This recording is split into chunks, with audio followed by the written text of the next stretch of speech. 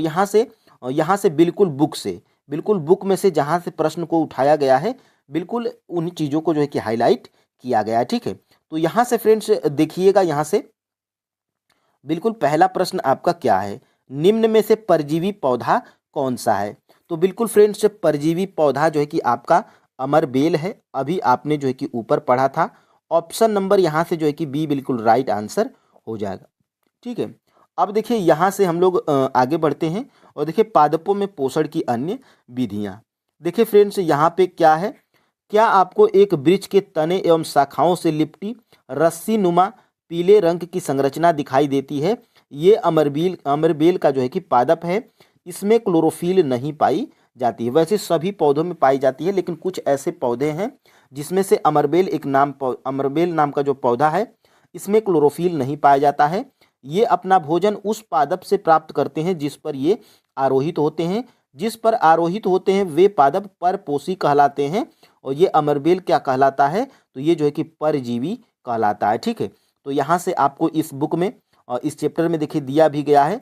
आप पहले देखे होंगे, ये जो पेड़ पे पीले पीले जो चढ़े हुए हैं, ये जो है कि क्या है, ये अमरबेल का पौधा है। ठीक है, देखिए देखिए यहाँ पे क्या दिया गया है, परपोषी पादप पर अमरबेल। तो जिस पर ये चढ़ा है वो परपोषी, और ये जो है कि ये अमरबेल क्या है, अमरबेल है फ्रेंड्स आपका जो है कि परजीवी। ठीक है, अब देखिए यहाँ से दूसरा प्रश्न, पौधों की पत्तियों में पाया जाने वाला हरा वर्णक क्या कहलाता है।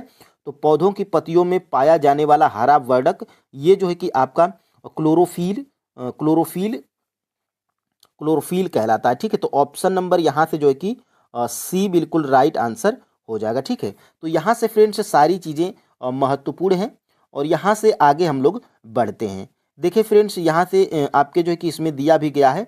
देखिए यहाँ से देखिएगा, यहाँ से चीज़ें, यहाँ पे आपके बुक में क्या दिया गया है, पत्तियों में एक हरा वर्णक होता है जिसे क्लोरोफिल बोलते हैं। ठीक है, देखिए यहाँ से देखिएगा, अतः हमने देखा कि क्लोरोफिल सूर्य का प्रकाश, कार्बन डाइऑक्साइड, और यहाँ से देखिएगा कार्बन डाइऑक्साइड एवं जल प्रकाश संश्लेषण के लिए आवश्यक है। ठीक है, तो देखिए फ्रेंड्स यहाँ से, और यहाँ से ये देखिएगा, इस प्रक्रम में क्या होता है, तो ऑक्सीजन निर्मुक्त होती है। निर्मुक्त का मतलब फ्रेंड्स ऑक्सीजन जो है कि बाहर निकलती है और वही ऑक्सीजन क्या करते हैं, हम लोग लेते हैं। ठीक है, देखिए कार्बोहाइड्रेट अंततः मंड यानी कि स्टार्च में परिवर्तित होती है। ठीक है, स्टार्च में परिवर्तित हो जाती है। और देखिए पत्ती में स्टार्च की उपस्थिति प्रकाश संश्लेषण प्रक्रम का संपन्न होना दर्शाता है। ठीक है, और ये स्टार्च क्या होता है, तो एक प्रकार का कार्बोहाइड्रेट होता है। ठीक है, तो ये जो है कि आपके इस बुक में चित्र के माध्यम से जो है कि समझाया भी गया है।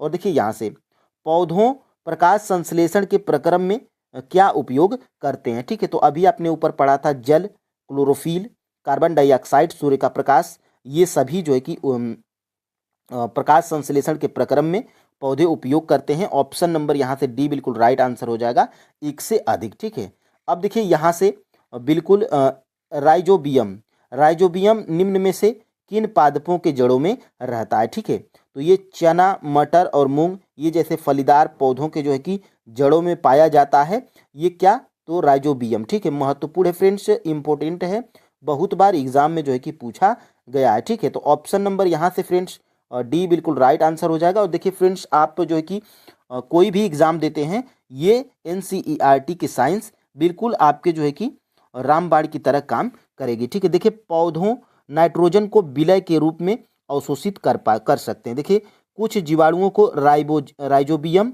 कहलाते हैं, कुछ जीवाणु क्या कहलाते हैं, राइजोबियम कहलाते हैं। देखिए वायुमंडलीय नाइट्रोजन को विलेय पदार्थों में परिवर्तित कर देते हैं, परंतु राइजोबियम अपना भोजन स्वयं नहीं बना सकते। ये चना, मटर, मूंग, सेम तथा अन्य फलीदार पादपों की जड़ों में रहते हैं तथा उन्हें नाइट्रोजन की आपूर्ति करते हैं। ठीक है, तो देखिए फ्रेंड्स, यहाँ से महत्वपूर्ण चीज़ें आपके एग्जाम में बन सकती हैं। और यहाँ से 5 नंबर का प्रश्न हम लोग देखेंगे, पौधों को किसकी मुख्य आवश्यकता होती है। ठीक है, तो पौधों को फ्रेंड्स आपका नाइट्रोजन, पोटेशियम, फास्फोरस तीनों की आवश्यकता होती है।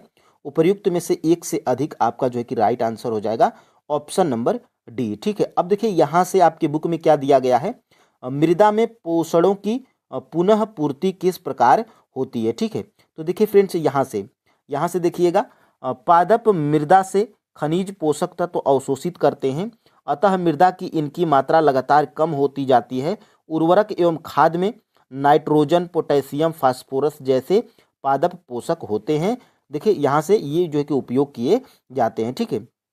अब देखिए यहाँ से पोषण हम लोग किसे कहते हैं, तो अभी आपने जो है कि फ्रेंड्स ऊपर पढ़ा था कि पोषण हम लोग किसे बोलते हैं, तो सजीवों द्वारा भोजन ग्रहण करना तथा उसके उपयोग होने की विधि, ये जो है कि आपकी पोषण कहलाती है।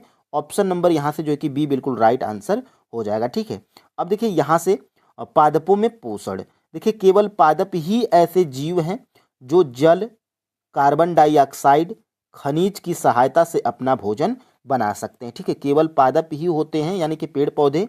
और देखिए यहाँ से फ्रेंड्स आपके एग्जाम में क्या प्रश्न बन सकता है, सजीवों द्वारा भोजन ग्रहण करने एवं इसके उपयोग की विधि क्या कहलाती है, पोषण कहलाती है, ठीक है। और देखिए यहाँ से पोषण की वह विधि जिसमें जीव अपना भोजन स्वयं संश्लेषित करते हैं, ये स्वपोषण कहलाती है, ठीक है। तो यहाँ से प्रश्न आपके एग्जाम में बन सकता है।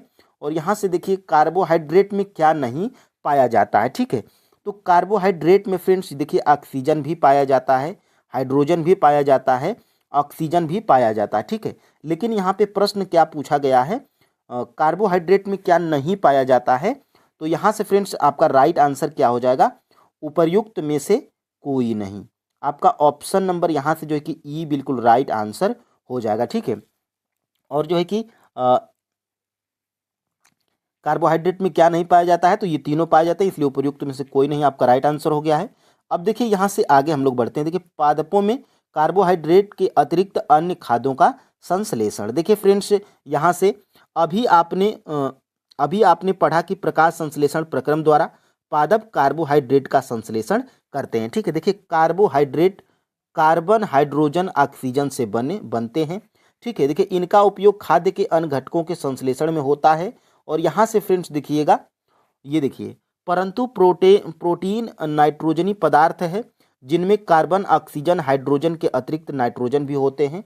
पादपों को नाइट्रोजन कहाँ से प्राप्त होता है, ठीक है, तो ये महत्वपूर्ण है। और यहाँ से देखिए वायु में नाइट्रोजन गैसीय अवस्था में प्रचुर मात्रा में पाई जाती है, परंतु पादप इसका अवशोषण इस रूप में जो है कि नहीं कर पाते हैं, ठीक। देखिए पादपों को फ्रेंड्स नाइट्रोजन की भी आवश्यकता होती है और पर्याप्त मात्रा में 78% आपके जो है कि 78% हमारे पर्यावरण में नाइट्रोजन उपलब्ध है, लेकिन पौधे जो है कि उसका उपयोग नहीं कर पाते हैं, ठीक है। देखिए किस रूप में जो है कि उपयोग करते हैं, तो मिट्टी में कुछ विशेष जीवाणु जो गैसीय नाइट्रोजन को उपयोगी यौगिक में परिवर्तित कर मृदा में जो है कि निर्मुक्त करते हैं, ठीक है। तो वो अभी ऊपर आपने पढ़ा था राइजोबियम, ठीक है, तो ये महत्वपूर्ण है। और देखिए यहाँ से परिवर्तित कर मृदा में निर्मुक्त करते हैं। यह विलेय पदार्थ पादपों द्वारा जल के अवशोषित कर लिए जाते हैं, ठीक है। तो पादप जो है कि नाइट्रोजन को विलेय पदार्थ के रूप में जो है कि अवशोषित करता है, ठीक है। और यहाँ से फ्रेंड्स आगे हम लोग बढ़ते हैं। देखिए यहाँ से आगे हम लोग बढ़ते हैं 8 नंबर का प्रश्न। देखिए जो पौधे अपना स्वयं भोजन स्वयं तैयार कर लेते हैं उन्हें हम लोग क्या कहते हैं, ठीक है। तो जो पौधे अपना भोजन स्वयं तैयार कर लेते हैं वो जो है कि स्वपोषण कहलाते हैं, ठीक है। तो ऑप्शन नंबर यहाँ से जो है कि ए बिल्कुल राइट आंसर हो जाएगा, ठीक है। अब देखिए यहाँ से आपकी बुक में क्या दिया गया है, पादपों में पोषण। देखिए फ्रेंड्स केवल पादप ही ऐसे जीव हैं जो जल, कार्बन डाइऑक्साइड, खनिज की सहायता से अपना भोजन बना सकते हैं, ठीक है। लेकिन यहाँ से प्रश्न आपका क्या था, सजीवों द्वारा अपना भोजन जो है कि सजीवों द्वारा भोजन ग्रहण करने एवं इसके उपयोग की विधि को हम लोग क्या बोलते हैं, पोषण बोलते हैं, ठीक है। और देखिए पोषण की वह विधि जिसमें जीव अपना भोजन स्वयं संश्लेषित करते हैं स्वपोषण कहलाता है। और यहीं से आपका जो है कि प्रश्न बनाया गया था, ठीक है। अब देखिए यहाँ से आगे हम लोग बढ़ते हैं। उन जीव जंतु को क्या कहते हैं जो पादपों द्वारा संश्लेषित भोजन ग्रहण करते हैं, ठीक है। तो बिल्कुल मोस्ट इम्पोर्टेंट प्रश्न है, आपके एग्जाम में यहाँ से प्रश्न पूछा जाता है कि उन जीव जंतु को क्या कहते हैं जो पादपों द्वारा संश्लेषित भोजन ग्रहण करते हैं, ठीक है। तो उसे फ्रेंड्स हम लोग जो है कि विषमपोषी बोलते हैं, ठीक है। तो ऑप्शन नंबर यहाँ से सी बिल्कुल राइट आंसर हो जाएगा। अब देखिए यहाँ से फ्रेंड्स देखिए जंतु एवं अधिकतर अन्य जीव पादपों द्वारा संश्लेषित भोजन ग्रहण करते हैं, उन्हें हम लोग क्या बोलते हैं, विषमपोषी बोलते हैं, ठीक है। तो महत्वपूर्ण है। और यहाँ से फ्रेंड्स बिल्कुल आपके जो है कि बुक से यहाँ से देखिएगा 10 नंबर का प्रश्न। देखिए, मृदा में उपस्थित जल खनिज पादप के किस भाग द्वारा अवशोषित किए जाते हैं? ठीक है, तो मृदा में उपस्थित जल एवं खनिज पादप के किस भाग द्वारा अवशोषित किए जाते हैं? तो ये जो है कि फ्रेंड्स जड़ों के द्वारा अवशोषित किए जाते हैं। ऑप्शन नंबर यहाँ से जो है कि सी बिल्कुल राइट आंसर हो जाएगा। तो जड़ों के द्वारा जल एवं खनिज जो है कि पादप के जड़ द्वारा अवशोषित किए जाते हैं। ठीक है, अब देखिए यहाँ से फ्रेंड्स आपके बढ़ते हैं 11 नंबर का प्रश्न। पादपों के कौन से भाग में खाद्य पदार्थों का संश्लेषण होता है? ठीक है, महत्वपूर्ण प्रश्न है, आप इसमें कंफ्यूज हो जाएंगे, शायद कुछ लोग जड़ टिक कर दें, लेकिन फ्रेंड्स यहाँ से आपका राइट आंसर क्या है? ऑप्शन नंबर ए है। ठीक है, और पादपों की जो पत्तियां होती हैं ये खाद्य पदार्थों की फैक्ट्री भी कही जाती है। तो ऑप्शन नंबर यहाँ से ए बिल्कुल राइट आंसर हो जाएगा। और यहाँ से आपकी बुक में भी दिया गया है, देखिए आपको नीचे ऊपर हम आपको दिखाएं, देखिए पत्तियों पर उपस्थित उन छोटे छोटे छिद्रों को क्या कहते हैं जिनके द्वारा वायु में उपस्थित कार्बन डाइऑक्साइड प्रवेश करती है? ठीक है, तो उसे फ्रेंड्स हम लोग रंध्र बोलते हैं। ठीक है, पत्तियों में छोटे छोटे छिद्र होते हैं, जो वहां से उन छिद्रों से क्या होता है, तो वायुमंडल में उपस्थित वायु में उपस्थित कार्बन डाइऑक्साइड को प्रवेश करती है अंदर, ये रंध्र कहलाते हैं। ऑप्शन नंबर यहाँ से जो है कि बी बिल्कुल राइट आंसर हो जाएगा। और यहाँ से फ्रेंड्स आपके बुक में देखिए प्रकाश संश्लेषण पादपों में खाद्य संश्लेषण का प्रकरण। देखिए फ्रेंड्स यहाँ से पत्तियां पादप की खाद्य फैक्ट्रियां हैं। पादपों में खाद्य पदार्थों का संश्लेषण उनकी पत्तियों में होता है। ठीक है, तो एक प्रश्न आपका यहाँ से बनाया गया था। और देखिए यहाँ से मृदा में, देखिए फ्रेंड्स मृदा में उपस्थित जल एवं खनिज जड़ जड़ जड़ यानी कि मूल द्वारा अवशोषित किए जाते हैं, तने के माध्यम से पत्तियों की तक पहुंचाए जाते हैं। और देखिए पत्ती की सतह पर उपस्थित सूक्ष्म यानी कि पत्ती की सतह पर उपस्थित सूक्ष्म रंध्रों द्वारा वायु में उपस्थित कार्बन डाइऑक्साइड प्रवेश करती है। यह रंध्र कोशिकाओं द्वारा घिरे होते हैं।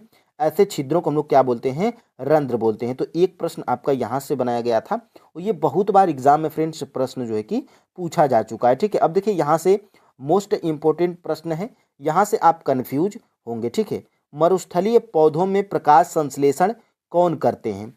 तो अभी आप जो है कि ऊपर पढ़े थे कि पौधों में जो है कि प्रकाश संश्लेषण पत्तियां करती हैं, लेकिन फ्रेंड्स यहाँ पे मरुस्थलीय पौधे की बात आएगी तो ये मरुस्थलीय पौधों में फ्रेंड्स आपके हरे तने के द्वारा जो है कि प्रकाश संश्लेषण होता है।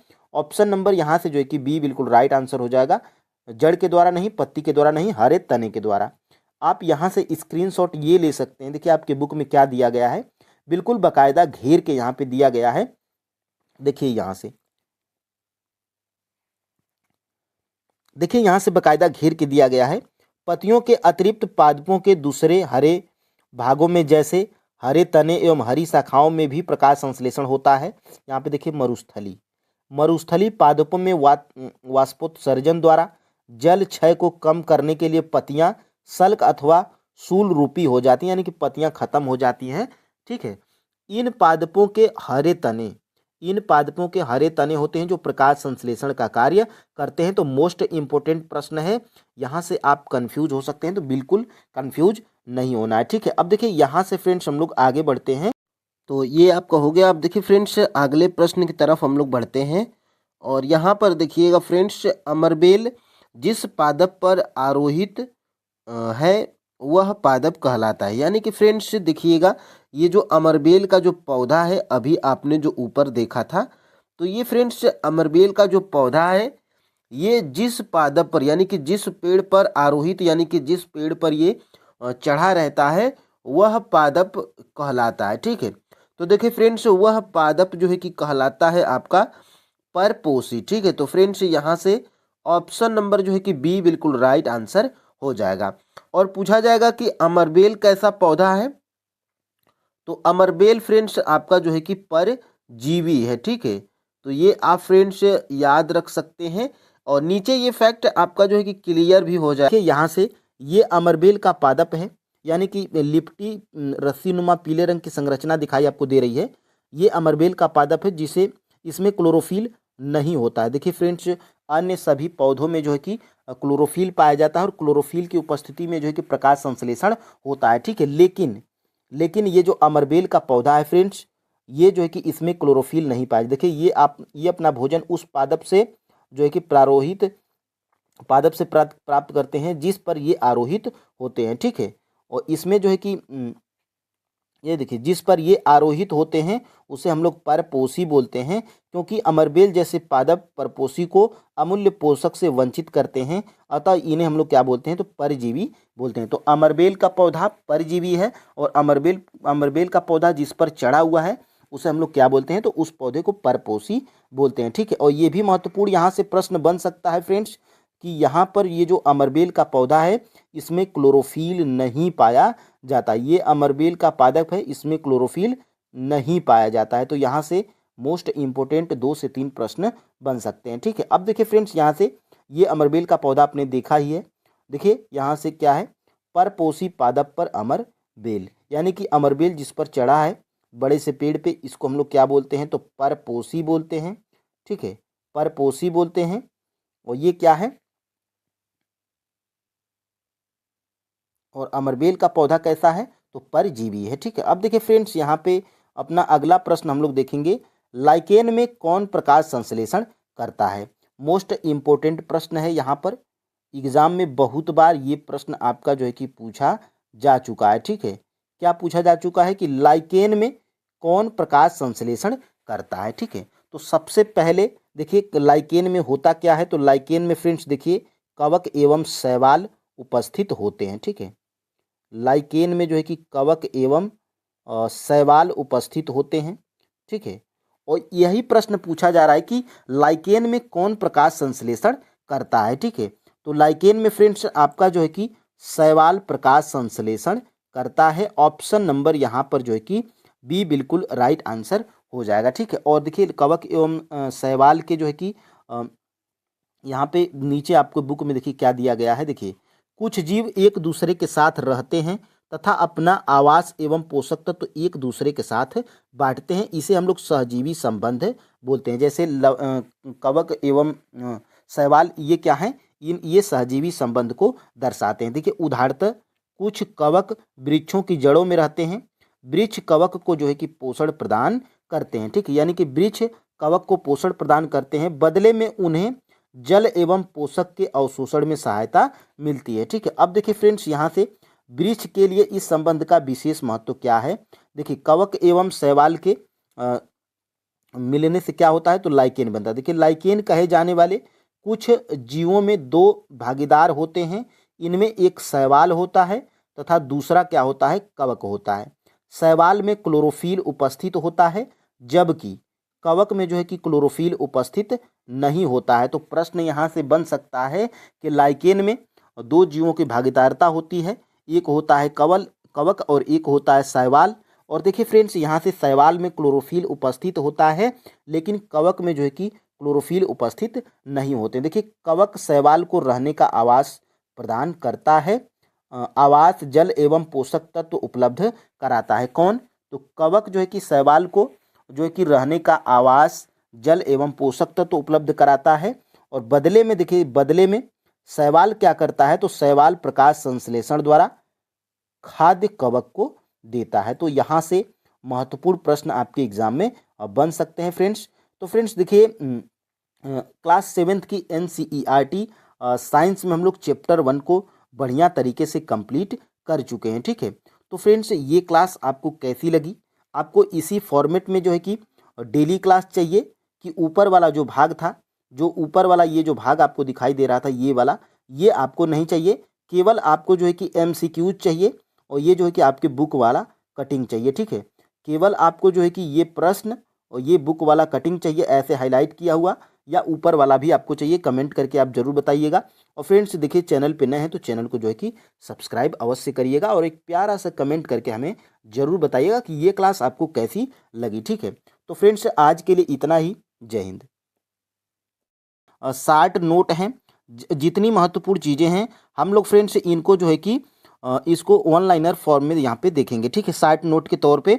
और इससे बाहर फ्रेंड्स आपके एग्जाम में इस चैप्टर से प्रश्न जो है कि नहीं पूछा जाएगा। जितनी महत्वपूर्ण चीज़ें हैं तो यहाँ पर फ्रेंड्स देखिए एक नज़र में हम लोग जो है कि यहाँ पे देखते हैं। देखिए पोषण जो है कि ये देखिए भोजन का प्रमुख कार्य स्वास्थ्य शरीर के विकास हेतु आवश्यक पोषक तत्व प्रदान करना, जो शरीर के विकास एवं विभिन्न क्रियाओं के संचालन हेतु अति आवश्यक है। कौन? पोषण। ठीक है।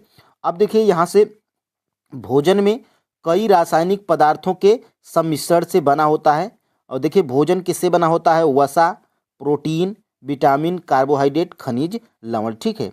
अब देखिए यहाँ से पोषण, पोषण हम लोग किसे बोलेंगे?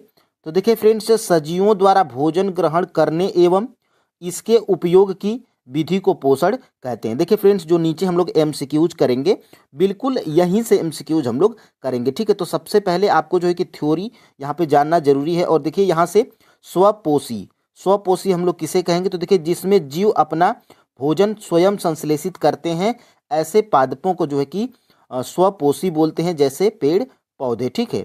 और यहाँ पर फ्रेंड्स आपको एक अपवाद भी मिलेगा, जो पौधा है लेकिन जो है कि वो स्वपोषी नहीं है, तो नीचे आप लोग को मिलेगा।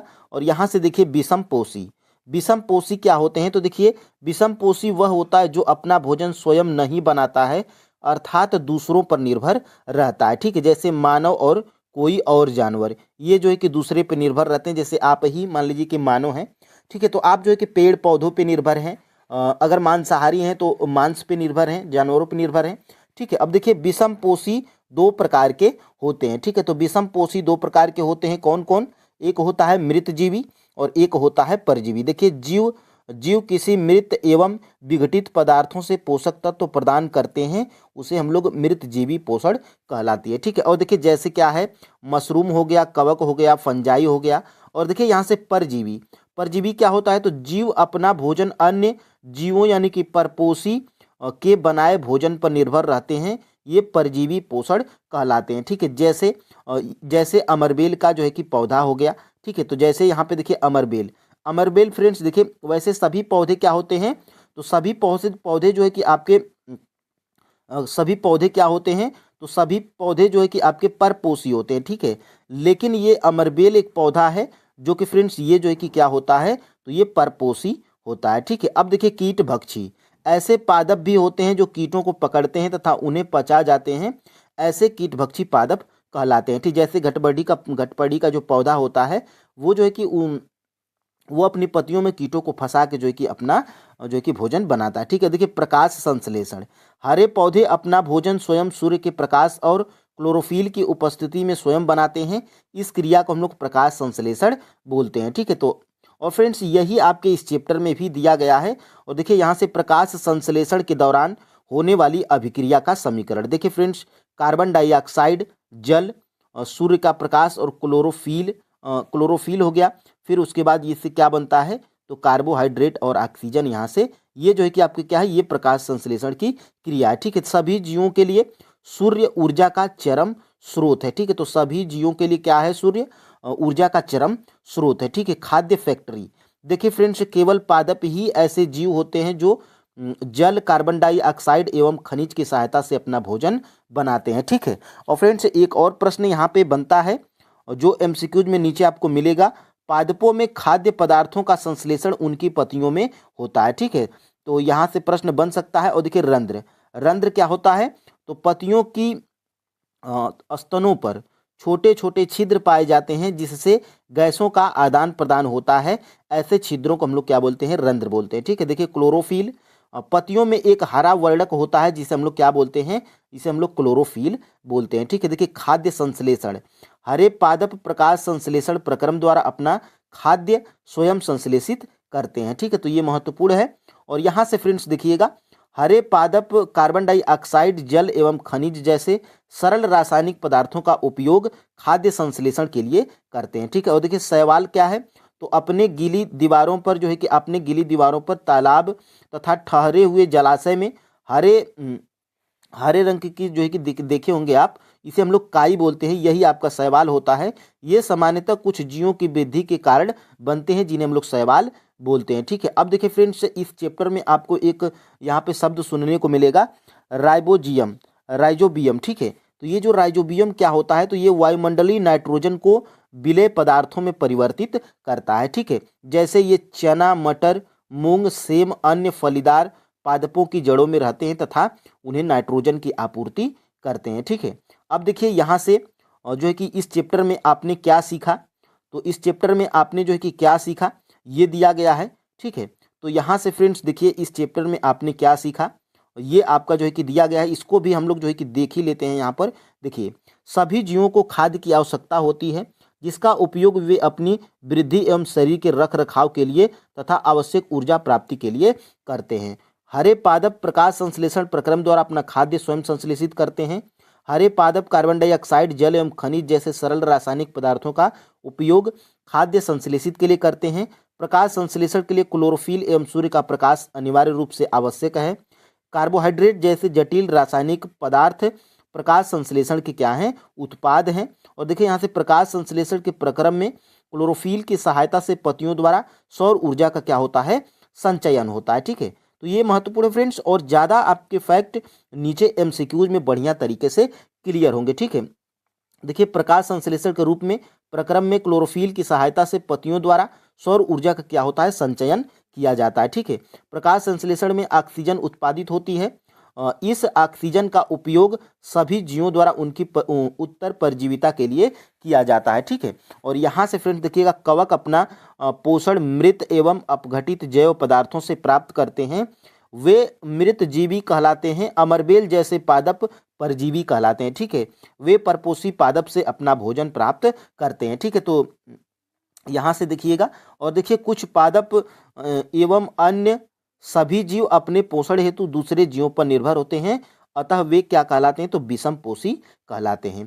अब फ्रेंड्स जो है कि आपका यहाँ से असली चीज स्टार्ट होगा। यहाँ से फ्रेंड्स आगे एमसीक्यूज हम लोग कैसे करते हैं, तो ये आपका जो है कि प्रश्न है, और आपके जो है कि बुक में से बिल्कुल क्लास 7th के NCERT साइंस के चैप्टर नंबर 2 से जहाँ से प्रश्न बनाया गया है और उस चीज़ को यहाँ पे हाईलाइट भी किया गया है। ठीक है, जैसे कि फ्रेंड्स ये आपका जो है कि दूसरा प्रश्न है, और ये प्रश्न आपका जो है कि यहाँ से बनाया गया है। ठीक है, जैसे देखिए तीसरा प्रश्न है, और तीसरा प्रश्न आपका जो है कि यहाँ से बनाया गया है। ठीक है, तो फ्रेंड्स वीडियो में लास्ट तक बने रहिएगा। और यहाँ पे देखिए पहला प्रश्न आपका जो है कि क्या है। ठीक है, तो देखिए फ्रेंड्स यहाँ पर जल का अवशोषण किस अंग द्वारा होता है। ठीक है, तो देखिए फ्रेंड्स जल का जो है कि अवशोषण ये आपका जो है कि बृहदांत्र के द्वारा होता है। ठीक है, तो यहाँ पर आपका ऑप्शन नंबर बी बिल्कुल राइट आंसर हो जाएगा। ठीक है, और यहाँ पे अगर आपके जो है कि बुक में देखेंगे तो देखिए बृहदांत्र, देखिए बृहदांत्र होता क्या है, तो क्षुद्रांत्र की अपेक्षा चौड़ी एवं छोटी होती है। यह लगभग 1.5 मीटर लंबी होती है।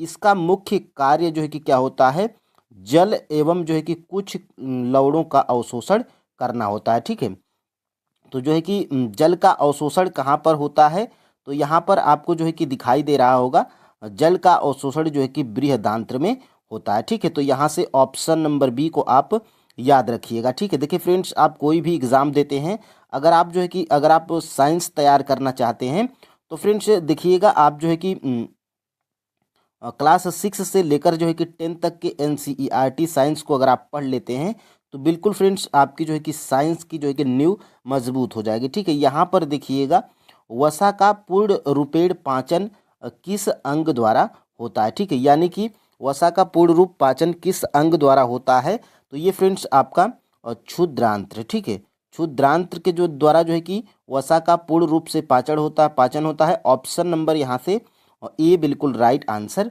हो जाएगा। ठीक है, और यहाँ पे अगर देखने का प्रयास करिएगा तो देखिए यहाँ से ये आपका क्षुद्रांत्र होता है। ठीक है, क्षुद्रांत का मतलब फ्रेंड्स इसको छोटी आंत भी बोलते हैं, कंफ्यूज आप मत होइएगा, ये है आपका छोटी आंत होती है। ठीक है, तो यहाँ पे देखिएगा क्षुद्रांत लगभग 7.5 मीटर लंबी अत्यंत कुंडलित नली है। ठीक है, और देखिए यहाँ से पित्त रस वसा के पाचन में महत्वपूर्ण भूमिका निभाता है। ठीक है, देखिए आंशिक रूप से पचा भोजन अब क्षुद्रांत के निचले भाग में पहुँचता है, जहाँ आंत रस पाचन क्रिया को पूर्ण कर देता है। ठीक है, तो इसमें जो है कि आपका जो है कि कार्बोहाइड्रेट, ठीक है, कार्बोहाइड्रेट और जो है कि वहाँ पे वसा, देखिए वसा का और प्रोटीन का पूर्ण रूप से जो है कि पाचन किस में होता है, तो क्षुद्रांत में होता है। ठीक है, अब देखिए यहाँ से तीसरा प्रश्न क्या है, भोजन ग्रहण करने की विधि क्या कहलाती है। ठीक है, तो देखिए फ्रेंड्स भोजन ग्रहण करने की विधि अंतर्ग्रहण कहलाती है। ऑप्शन नंबर यहाँ से सी बिल्कुल राइट आंसर हो जाएगा। ठीक है, और यहाँ से आपके बुक में भी देखिए दिया गया है, देखिए मुख एवं गुहिका। देखिए भोजन का अंतर्ग्रहण मुख द्वारा होता है। आहार को शरीर के अंदर लेने की प्रक्रिया क्या कहलाती है?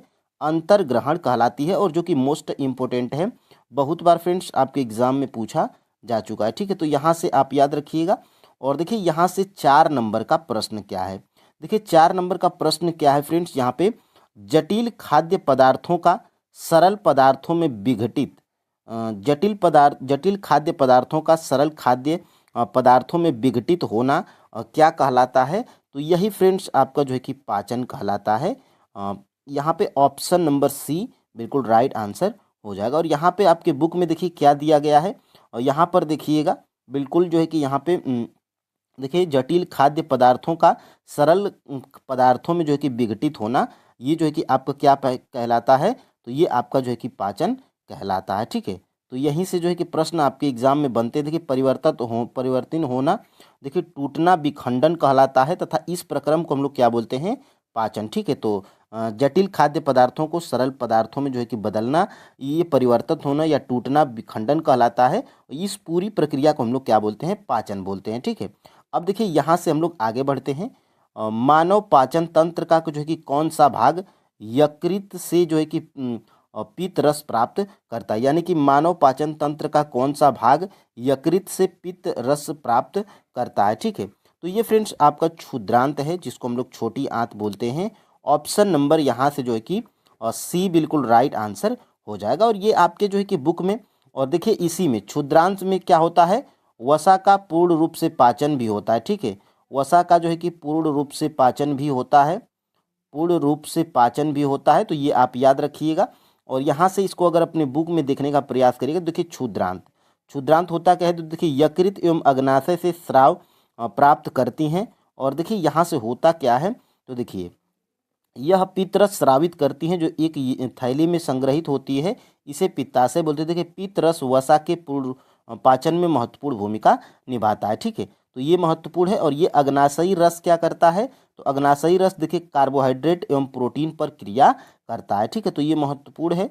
और यहाँ से हम लोग देखेंगे आगे। देखिए ये आपको जो है कि जानना जरूरी है। ठीक है, देखिए फ्रेंड्स कार्बोहाइड्रेट किस में बदलता है? पाचन के उत्पाद में। तो देखिए फ्रेंड्स कार्बोहाइड्रेट आपका जो है कि शर्करा में परिवर्तित होता है। ठीक है, तो यहाँ पे शर्करा में परिवर्तित होगा। और ये जो प्रोटीन होता है, ये प्रोटीन जो है कि कहाँ पर प्रोटीन किस में बदलता है? तो प्रोटीन फ्रेंड्स देखिए एमिनो अम्ल में। ठीक है, तो प्रोटीन आपका एमिनो अम्ल में बदल गया है। और ये जो होता है फ्रेंड्स आपका यहाँ पर वसा जो है, ये आपका जो है कि वसा अम्ल एवं ग्लिसराल में जो है कि ये परिवर्तित होता है। ठीक है, तो ये अब महत्वपूर्ण है। इसको जो है कि आप नोट डाउन कर लीजिएगा, या जो आप जो है कि इसको स्क्रीनशॉट ले लीजिएगा। ठीक है, ये आपके बुक में दिया गया है। अब देखिए यहाँ से लार यानी कि इसको लाला रस बोलते हैं, में कौन सा एंजाइम होता है जो मंड स्टार्च को शर्करा में बदलता है?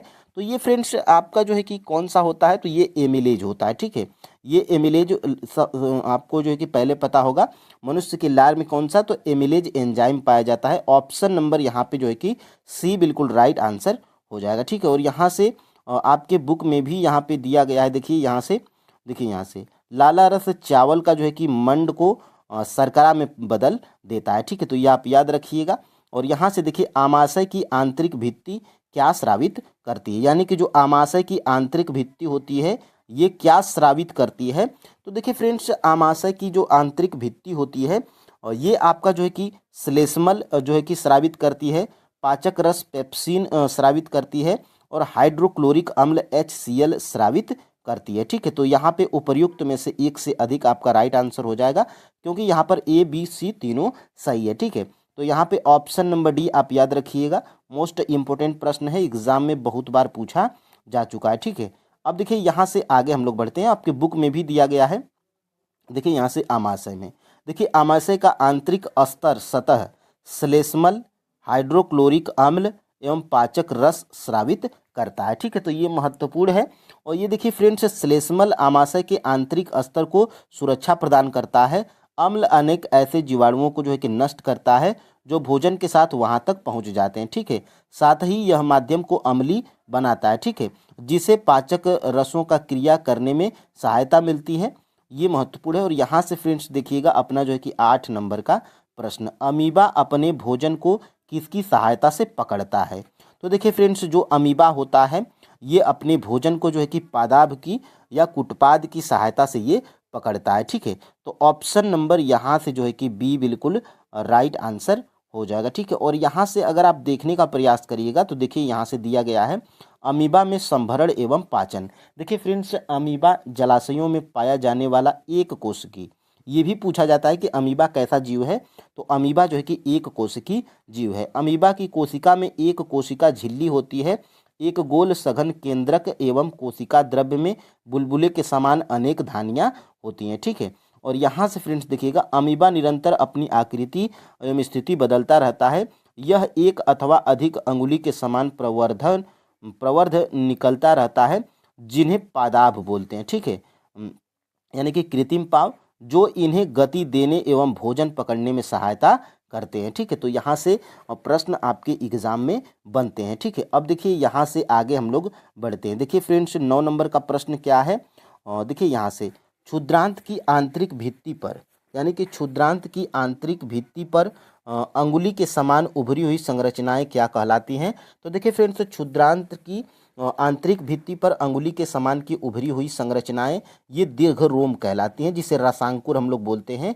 ऑप्शन नंबर यहाँ से जो है कि बी बिल्कुल राइट आंसर हो जाएगा, ठीक है। और यहाँ से अपने बुक में देखेंगे तो देखिए क्षुद्रांत में अवशोषण, देखिए फ्रेंड्स यहाँ पे देखिए पचा हुआ भोजन अवशोषित होकर क्षुद्रांत की भित्ति में स्थिर रुधिकाओं वाहिकाओं में चला जाता है। इस प्रक्रम को हम लोग क्या बोलते हैं, अवशोषण बोलते हैं, ठीक है। लेकिन यहाँ पे देखिएगा, और क्षुद्रांत की आंतरिक भित्ति पर अंगुली के समान उभरी हुई संरचनाएं होती हैं, जिन्हें दीर्घरोम अथवा रसांकुर बोलते हैं, ठीक है। तो मोस्ट इंपॉर्टेंट प्रश्न यहाँ से पूछे जाते हैं। और देखिए यहाँ से होता क्या है, दीर्घरोम पचे हुए भोजन के अवशोषण हेतु तल क्षेत्र बढ़ा देते हैं, यानी कि दीर्घरोम का कार्य ही होता है, कार्य ये होता है कि भोजन के ये अवशोषण के तल क्षेत्र को बढ़ाते हैं, ठीक है। प्रत्येक दीर्घरोम में सूक्ष्म रुधिर वाहिकाओं का जाल फैला रहता है।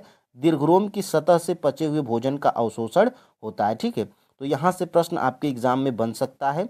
और यहाँ पे देखिएगा, दीर्घरोम रसांकुर का मुख्य कार्य क्या होता है। तो अभी आपने ऊपर जो है कि पढ़ा था कि पचे हुए, यहाँ पे बचे लिखा गया, यहाँ पे पचे हुए होगा।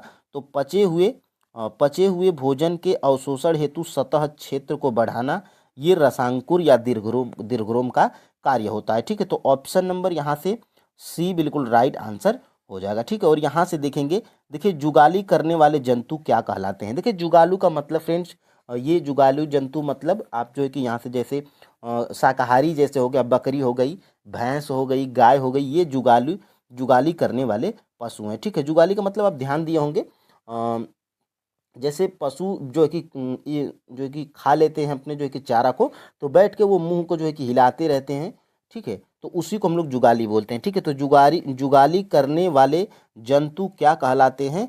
तो जुगाली करने वाले जंतु जो है कि रूमिनेंट कहलाते हैं, और ये जो है कि या रुमंथी कहलाते हैं, ठीक है। तो ऑप्शन नंबर यहाँ से बी बिल्कुल राइट आंसर हो जाएगा, ठीक है। और यहाँ से देखेंगे अपना, देखिए घास खाने वाले जंतु, इसे हम लोग क्या बोलते हैं।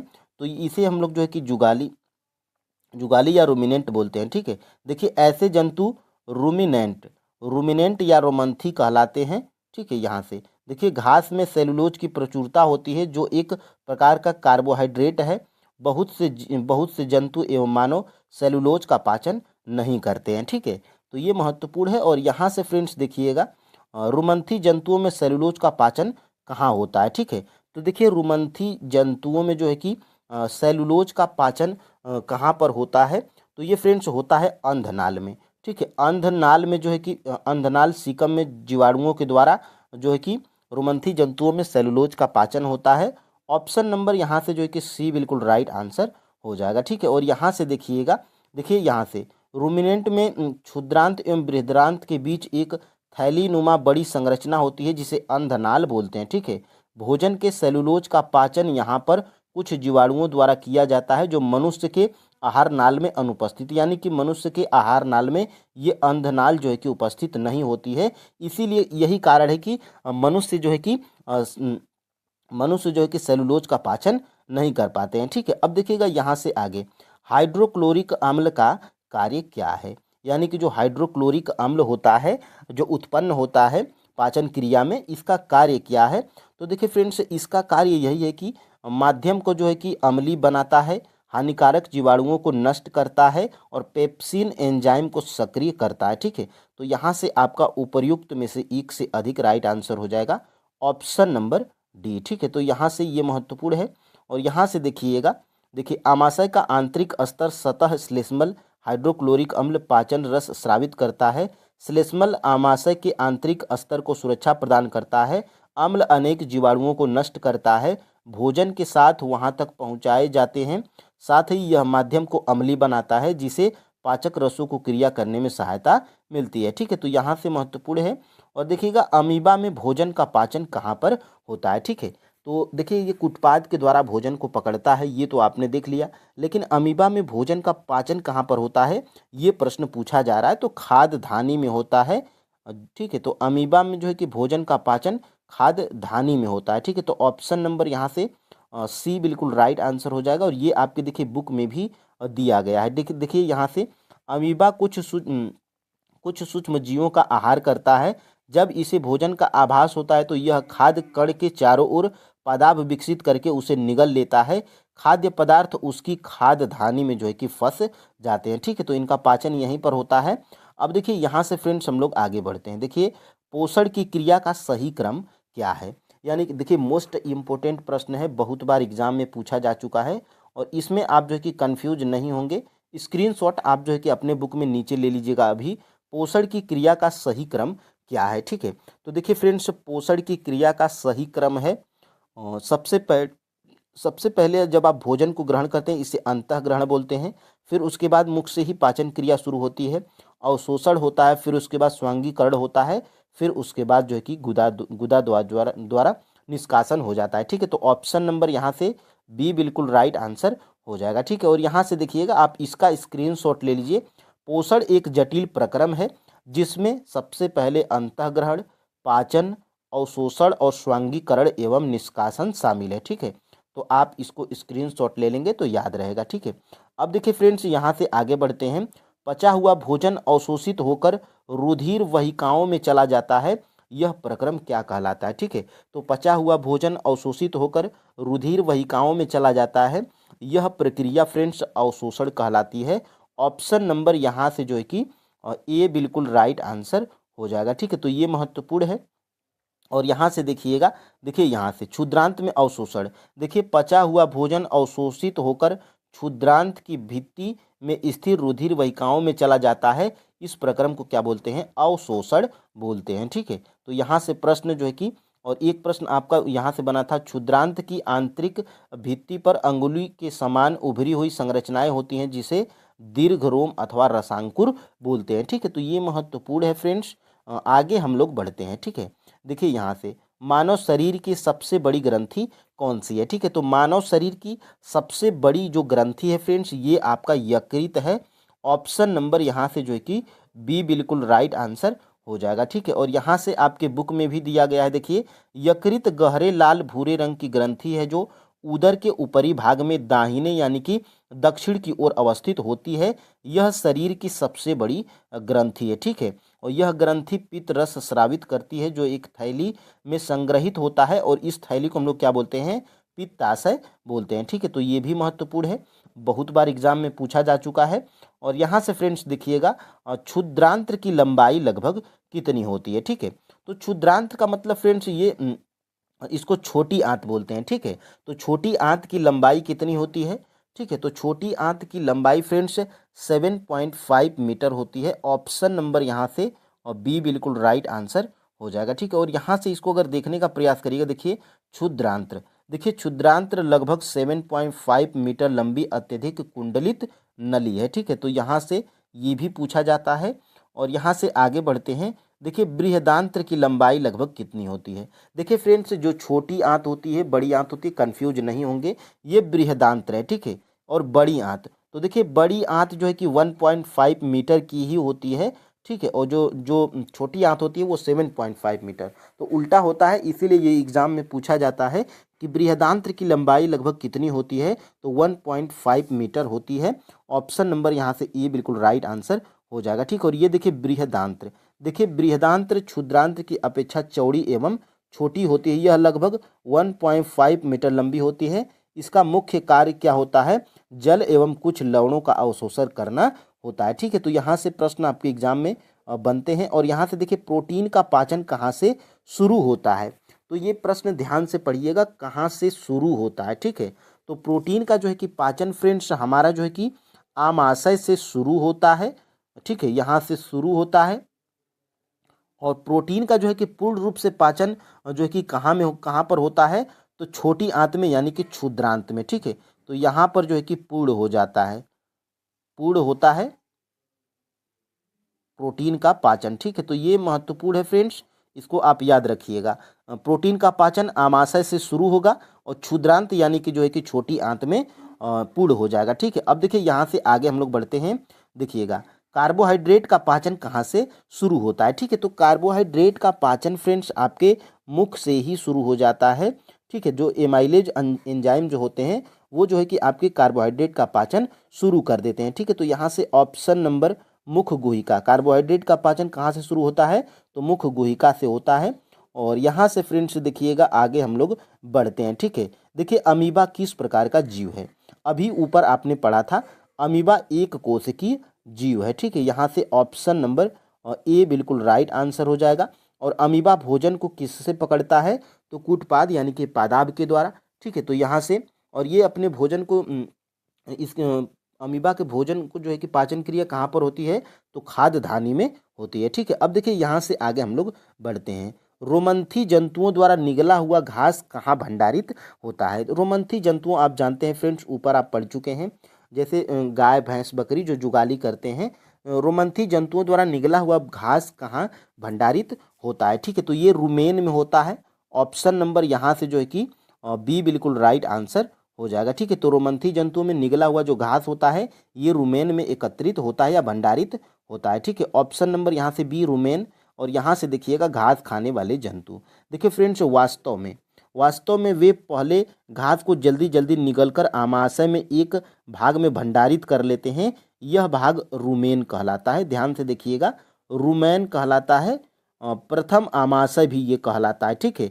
और ये जो है कि जल्दी जल्दी से जो है कि घास को निगल लेते हैं, फिर उसके बाद ये रुमेन में जो है कि भंडारित कर लेते हैं और आराम से जो है कि मुंह को डुलाते रहते हैं, जुगाली करते रहते हैं और भोजन इनका जो है कि पचता रहता है, ठीक है। अब देखिए यहाँ से आगे हम लोग बढ़ते हैं।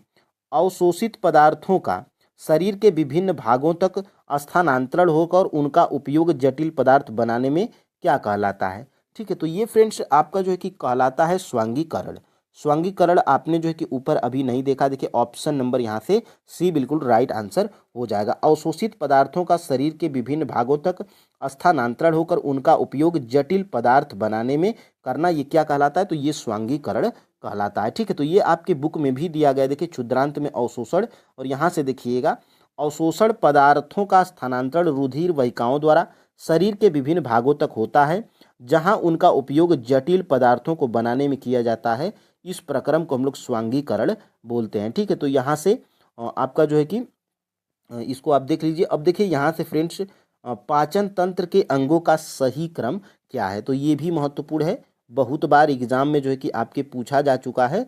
तो इसको जो है कि आप नीचे अभी बुक में स्क्रीनशॉट ले लीजिएगा, ठीक है। तो पाचन तंत्र के अंगों का सही क्रम क्या है, तो देखिए फ्रेंड्स ऑप्शन नंबर बी, सबसे पहले मुख, फिर उसके बाद ग्रसिका, फिर उसके बाद आमाशय, क्षुद्रांत, बृहदांत्र और गुदा, ठीक है। तो ये आपका जो है कि ऑप्शन नंबर ए बिल्कुल राइट आंसर है। और यहाँ से देखिएगा आपके बुक में दिया गया है, देखिए यहाँ से आहार नाल स्रावी ग्रंथियां संयुक्त रूप से मानव के पाचन तंत्र का निर्माण करते हैं। देखिए मुख गुहिका, सबसे पहले मुख गुहिका, फिर उसके बाद ग्रसिका, फिर उसके बाद आमाशय, फिर उसके बाद क्षुद्रांत, फिर उसके बाद बृहदांत्र और फिर उसके बाद गुदा सम्मिलित है, ठीक है। तो आप इस पहला प्रश्न आपका क्या है, देखिए यहाँ से पहला प्रश्न आपका क्या है, डॉक्टरी थर्मामीटर का परिसर कितना होता है, ठीक है। तो देखिए फ्रेंड्स जो डॉक्टरी थर्मामीटर होता है उसका जो है कि परिसर फ्रेंड्स आपका 35 डिग्री सेल्सियस से 42 डिग्री सेल्सियस तक होता है। ठीक है, तो यहाँ पर देखिएगा ऑप्शन नंबर फ्रेंड्स यहाँ से सी बिल्कुल राइट आंसर हो जाएगा। ठीक है, और ये आपके जो है कि बुक में भी दिया गया है। और फ्रेंड्स देखिएगा छोटे छोटे चैप्टर हैं और ये सारी चीज़ें फ्रेंड्स महत्वपूर्ण है, एग्जाम में जो है कि पूछी जाती हैं। ठीक है, देखिए डॉक्टरी थर्मामीटर को केवल मानव शरीर का जो है कि ताप मापने के लिए ही जो है कि डिजाइन किया गया है। मानव शरीर का ताप सामान्यतः 35 डिग्री सेल्सियस से 42 डिग्री सेल्सियस से अधिक नहीं होता है। ठीक है, यही कारण है कि इस थर्मामीटर का परिसर 35 डिग्री सेल्सियस से जो है कि 42 डिग्री सेल्सियस तक होता है। ठीक है, तो ये एग्ज़ाम में प्रश्न यहाँ से बन सकता है। और ये देखिए ये फ्रेंड्स आपका जो है कि डॉक्टरी थर्मामीटर का जो है कि चित्र है आपके इस चैप्टर में दिया गया था। आप जो है कि देख सकते हैं, देखिए यहाँ से 35 डिग्री सेल्सियस से 42 डिग्री सेल्सियस तक। ठीक है, और यहाँ पर फ्रेंड्स देखिएगा यहाँ से क्या महत्वपूर्ण चीज़ें निकल कर आ रही हैं। देखिए उपयोग किया जाने वाला यह मापक्रम सेल्सियस स्केल है जिसे सी से जो है कि दर्शाया गया है। ठीक है, ये महत्वपूर्ण है। और यहाँ से देखिएगा डॉक्टरी थर्मामीटर से हम 35 डिग्री सेल्सियस से 42 डिग्री सेल्सियस तक के जो है कि ताप ही माप हम लोग सकते हैं। ठीक है, तो यहाँ से प्रश्न आपके एग्जाम में बन सकता है। और एक और प्रश्न देखिए, मानव शरीर का जो है कि सामान्य ताप 37 डिग्री सेल्सियस होता है। देखिए ये एग्जैक्ट आपका 36.9 होता है, लेकिन एग्जैक्ट ये जो है कि आपका 37 डिग्री सेल्सियस माना जाता है। ठीक है, तो अगर ऑप्शंस में 37 न हो तो ये अगर ये होगा।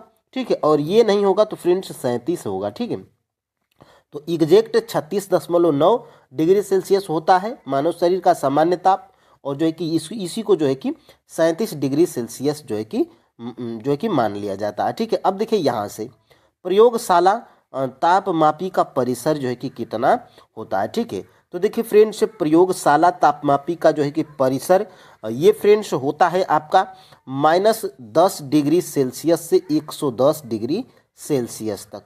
मोस्ट इम्पोर्टेंट प्रश्न है, बीपीएससी द्वारा जो है कि ये आपके बीपीएससी प्री के एग्ज़ाम में ये पूछा जा चुका है, जिसका जो है कि प्रयोगशाला तापमापी का परिसर कितना होता है -10 डिग्री सेल्सियस से 110 डिग्री सेल्सियस तक होता है। और ये सारी जो है कि चीज़ें आपके जो है कि बुक में भी दी गई हैं। ठीक है, देखिए यहाँ से देखिएगा, देखिए प्रयोगशाला तापमापी का परिसर प्रायः देखिए माइनस यहाँ पर है, जो कि आप कंफ्यूज नहीं होंगे, -10 डिग्री सेल्सियस से 110 डिग्री सेल्सियस तक होता है इसका प्रयोगशाला तापमापी का परिसर। ठीक है, तो दोनों को आपको याद रखना है। और यहाँ से फ्रेंड्स आपको जो है कि दिखाई भी दे रहा होगा, देखिए ये आपका जो है कि प्रयोगशाला का जो है कि तापमापी जो है कि ये है। और यहाँ से देखिएगा फ्रेंड्स, यहाँ से हम लोग आगे बढ़ते हैं। देखिए प्रयोगशाला तापमापी जो है कि इसका परिसर आमतौर पर -10 डिग्री सेल्सियस से 110 डिग्री सेल्सियस तक होता है। और इसका उपयोग कहाँ पर किया जाता है, तो इसका उपयोग प्रयोगशालाओं में विभिन्न पदार्थों के तापमान जैसे गलनांक एवं क्वथनांक को मापने के लिए किया जाता है। ठीक है, अब देखिए यहाँ से डॉक्टरी तापमापी, देखिए डॉक्टरी तापमापी यह एक अलग प्रकार का तापमापी है जिसका परिसर केवल शरीर के तापमान को मापने के लिए होता है, जो लगभग 35 डिग्री सेल्सियस से 42 डिग्री सेल्सियस तक होता है। तो दोनों में आप कंफ्यूज नहीं होंगे।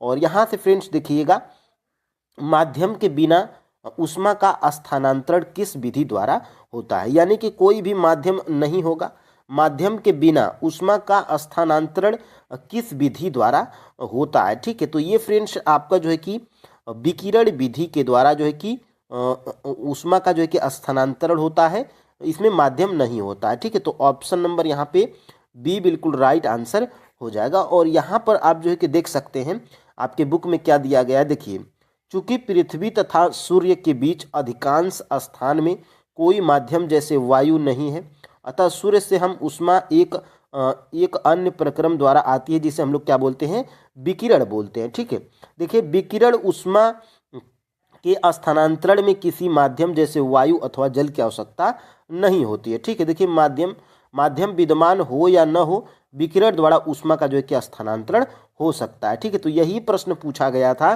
कि माध्यम के बिना किसमें ऊर्जा का स्थानांतरण होता है, तो वह है फ्रेंड्स आपका विकिरण है। ठीक है, अब देखिएगा यहाँ से प्रश्न आपको एक और मिलेगा। देखिए यहाँ से, देखिए बिना बिना माध्यम के ऊष्मा का स्थानांतरण विकिरण द्वारा होता है। इस विधि में ऊष्मा विद्युत चुंबकीय तरंगों के रूप में स्थानांतरित होती है, जो निर्वात से भी गुजर सकती है।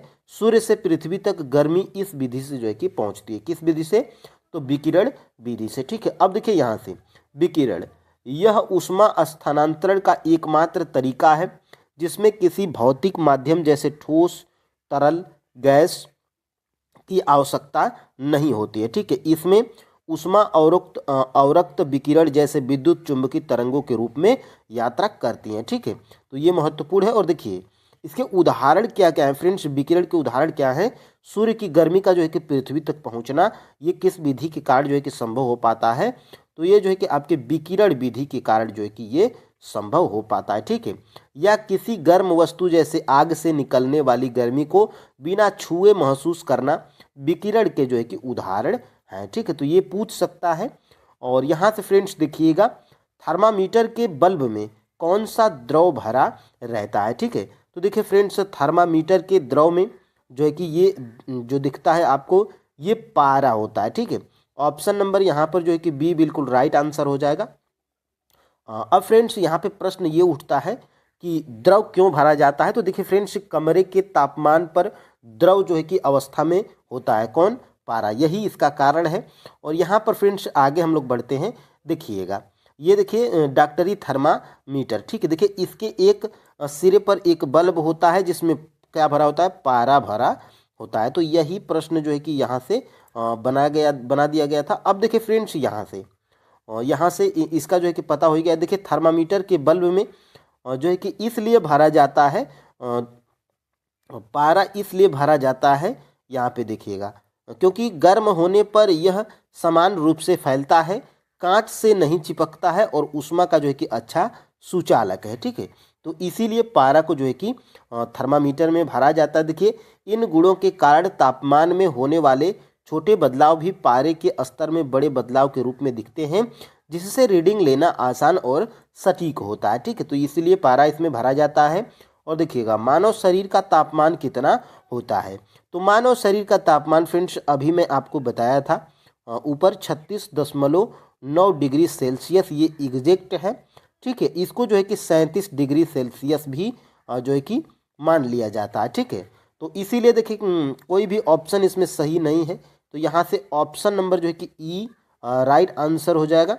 और देखिए फ्रेंड्स, आसान प्रश्न भी ये जो ऑप्शंस दिए जाते हैं डी और ई, ये जो है कि हार्ड बनाते हैं। ठीक है, वैसे बीपीएससी का अभी हाल ही में एग्जाम हुआ था जिसमें आपको 4 ही ऑप्शंस जो है कि देखने को मिले थे, ए बी सी और डी। ठीक है, इसमें ई वाला ऑप्शंस नहीं दिया गया है। तो शायद आपके जो है कि टीआरई 4.0 के एग्ज़ाम में फ्रेंड्स या बीपीएससी आगे जो भी एग्ज़ाम ले उसमें 4 ही देखने को ऑप्शंस मिले, लेकिन फिलहाल हम लोग प्रैक्टिस 5 ऑप्शंस के साथ ही कर रहे हैं। अब देखिए यहाँ से देखिएगा, आगे हम लोग बढ़ते हैं। देखिए मानव शरीर का सामान्य ताप जो है कि 37 डिग्री सेल्सियस है। ध्यान दीजिए कि ताप को इसके मात्रक के साथ जो है कि व्यक्त किया जाता है। ठीक है, अब देखिए यहाँ से हम लोग आगे बढ़ते हैं। देखिए, और ठोसों में जो है कि ऊष्मा का स्थानांतरण किस विधि के द्वारा होता है? यानी कि जो ठोस होते हैं इसमें ऊष्मा का जो है कि स्थानांतरण किस विधि के द्वारा होता है? तो ये फ्रेंड्स होता है आपका जो है कि चालन विधि के कारण, जो है कि चालन विधि के द्वारा, जो चालन विधि होती है फ्रेंड्स, इसमें जो है कि ये चालन विधि ये ठोस में जो है कि ऊष्मा का जो है कि स्थानांतरण होता है किस विधि द्वारा? चालन विधि द्वारा ठोस में ऊष्मा का स्थानांतरण होता है। ठीक है, तो ऑप्शन नंबर यहाँ पर फ्रेंड्स सी बिल्कुल राइट आंसर हो जाएगा। और यहाँ से जो है कि इसको देखने का प्रयास करिएगा। देखिए, वह प्रक्रम जिसमें ऊष्मा किसी वस्तु के गर्म सिरे से ठंडे सिरे की ओर स्थानांतरित होती है चालन कहलाता है। ठोसों में ऊष्मा प्रायः चालन के प्रक्रम द्वारा स्थानांतरित होती है। ठीक है, देखे होंगे फ्रेंड्स आप जो है कि मान लीजिए कि ये आपकी जो है कि आग है। ठीक है, ये आपकी आग है। और इसमें क्या किए कि आप एक लोहे के रड को, 1 फीट लोहे के रड को जो है कि आग में डाले हैं। कुछ सिरा अंदर है आग में और कुछ सिरा बाहर है। लेकिन आपने जो है कि अपने दैनिक जीवन में देखा होगा कि यहाँ से आग में जो है कि जो भाग डला हुआ है लोहे का, ये तो गर्म होता है, लेकिन धीरे धीरे ये वाला जो आग से बाहर का भाग है वो भी गर्म हो जाता है। तो ये इसी चालन विधि के द्वारा होता है। और ठोसों में जो है कि, और देखिए ये जो चालन विधि है सभी ठोसों में कार्य नहीं करती है। ठीक है, तो देखिए जो कुकर का जो है कि देखे होंगे जो हैंडल होता है उसमें प्लास्टिक नुमा लगा होता है, वो भी तो ठोस है, लेकिन ठीक है, लेकिन उसमें चालन विधि कार्य नहीं करती है। लेकिन मुख्यतः प्रायः चालन के प्रक्रम द्वारा ही स्थानांतरित होती है ठोस में। ठीक है, तो ये महत्वपूर्ण है फ्रेंड्स, यहाँ से इसको आप जो है कि देख लीजिएगा। और यहाँ से देखिएगा, यहाँ से ये चीज़ भी लिखा गया है, यहाँ पे देखिए, पदार्थों में ऊष्मा का चालन आसानी से हो जाता है। आपने अवश्य देखा होगा कि खाना पकाने के लिए उपयोग किए गए धातु के बर्तन में प्लास्टिक या लकड़ी की हत्थी लगी होती है। क्या आप किसी तप्त बर्तन को हत्थी से पकड़कर बिना हाथ जलाए उठा सकते हैं? तो बिल्कुल उठा सकते हैं, क्योंकि ये चालन विधि सभी ठोसों में कार्य नहीं करती है। ठीक है, अब देखिए यहाँ से, जल में ऊष्मा का स्थानांतरण किस विधि द्वारा होता है? इस प्रश्न का मतलब ये है फ्रेंड्स, देखिए जल क्या है? द्रव है। तो साफ तौर पे प्रश्न क्या पूछा जा रहा है? साफ तौर पे प्रश्न ये पूछा जा रहा है कि द्रव में ऊष्मा का स्थानांतरण किस विधि के द्वारा होता है। ठीक है, देखिए ठोस में आपने जो है कि देख लिया ऊपर कि ठोस में ऊष्मा का स्थानांतरण चालन विधि के द्वारा होता है, लेकिन द्रव में ऊष्मा का स्थानांतरण किस विधि के द्वारा होता है। ठीक है, तो ये फ्रेंड्स देखिएगा, संवहन विधि के द्वारा, संवहन विधि के द्वारा जो है कि द्रव में जो है कि ऊष्मा का स्थानांतरण होता है। इसीलिए फ्रेंड्स यहाँ पे ऑप्शन नंबर जो है कि ए बिल्कुल राइट आंसर हो जाएगा। ठीक है, अब देखिए यहाँ से इसको अगर देखने का प्रयास करेंगे और जो है कि अपने बुक में ही देखिएगा, यहाँ से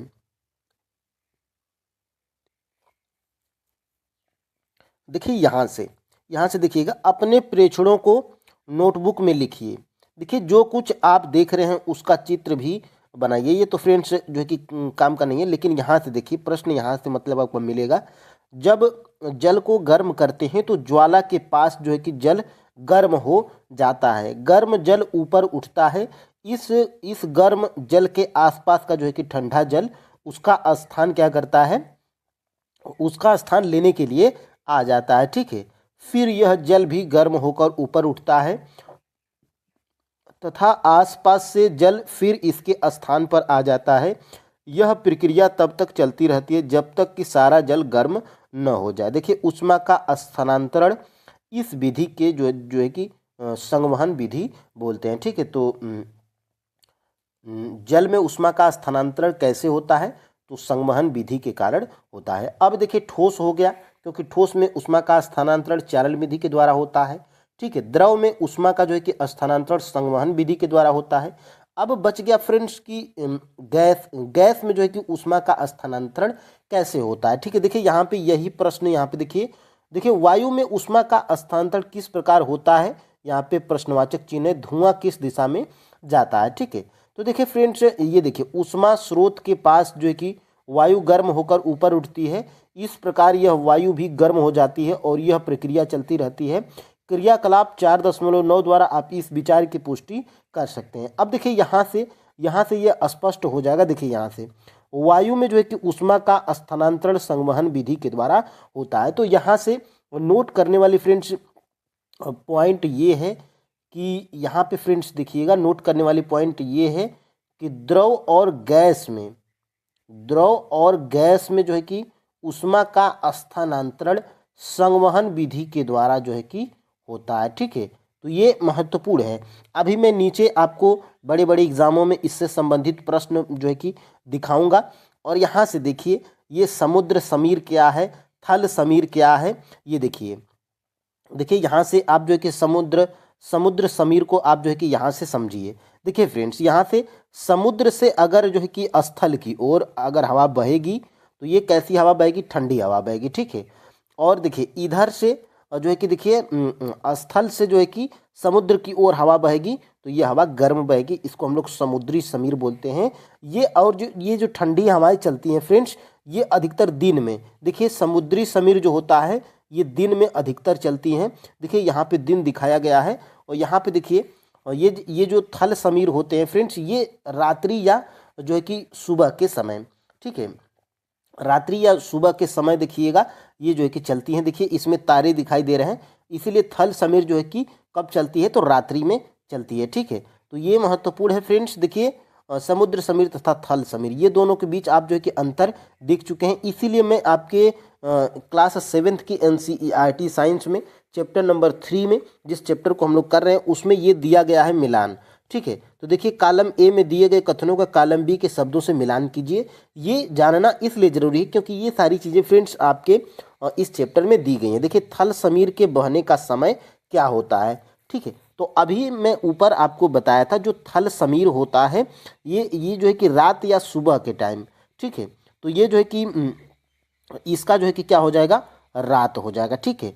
अब देखिए फ्रेंड्स हम लोग कलर को थोड़ा सा चेंज करेंगे। देखिए ये जो समुद्री समीर के बहने का समय कब होता है, तो समुद्री समीर के जो है कि बहने का समय ये होता है दिन में, ठीक है। तो ये यहाँ से आप जो है कि देख लीजिएगा, ठीक है।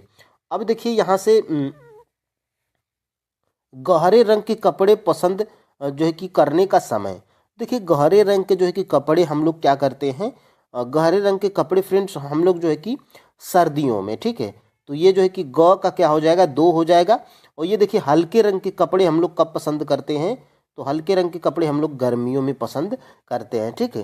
तो ये आपका जो है कि मिलान है, ठीक है। इसको आप जो है कि कैप्चर करिएगा। और देखिए थल समीर के बहने का समय एक बार हम लोग और देख लेते हैं। देखिए थल समीर, देखिए जो थल समीर है ये जो है कि रात्रि में बहती है, ठीक है।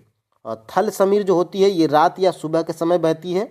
और ये जो समुद्री समीर होती है फ्रेंड्स, जो ठंडी हवाएं चलती हैं, ये कब बहती हैं, तो ये जो है कि दिन में बहती है, ठीक है। तो ये आप जो है कि कैप्चर भी करिएगा। अब देखिए यहाँ से आगे हम लोग बढ़ते हैं। यहाँ से देखिएगा यहाँ से ये आपका जो है कि समुद्री समीर हो ही गया है। अब देखिए सर्दियों तथा गर्मियों में हमारे पहनने के वस्त्रों के प्रकार। देखिए गर्मियों में हम हल्के रंग के वस्त्रों को वरीयता देते हैं तथा सर्दियों में हम गहरे रंग के जो है कि कपड़े पहनना पसंद करते हैं, ठीक। गहरे का मतलब फ्रेंड्स भारी, हल्के से संबंधित है। और यहाँ से देखिएगा, देखिए गहरे रंग के जो है कि पृष्ठ अपेक्षाकृत अधिक ऊष्मा अवशोषित करते हैं, इसलिए सर्दियों में जो है कि गहरे रंग के वस्त्र पहनना हमें सुखद लगता है। देखिए हल्के रंग के कपड़े ऊष्मीय विकिरणों के अधिकांश जो है कि अधिकांश भाग को परावर्तित कर देते हैं, इसलिए गर्मियों में हम हल्के रंग के वस्त्र अधिक आरामदेह लगते हैं, ठीक है। तो ये महत्वपूर्ण है फ्रेंड्स।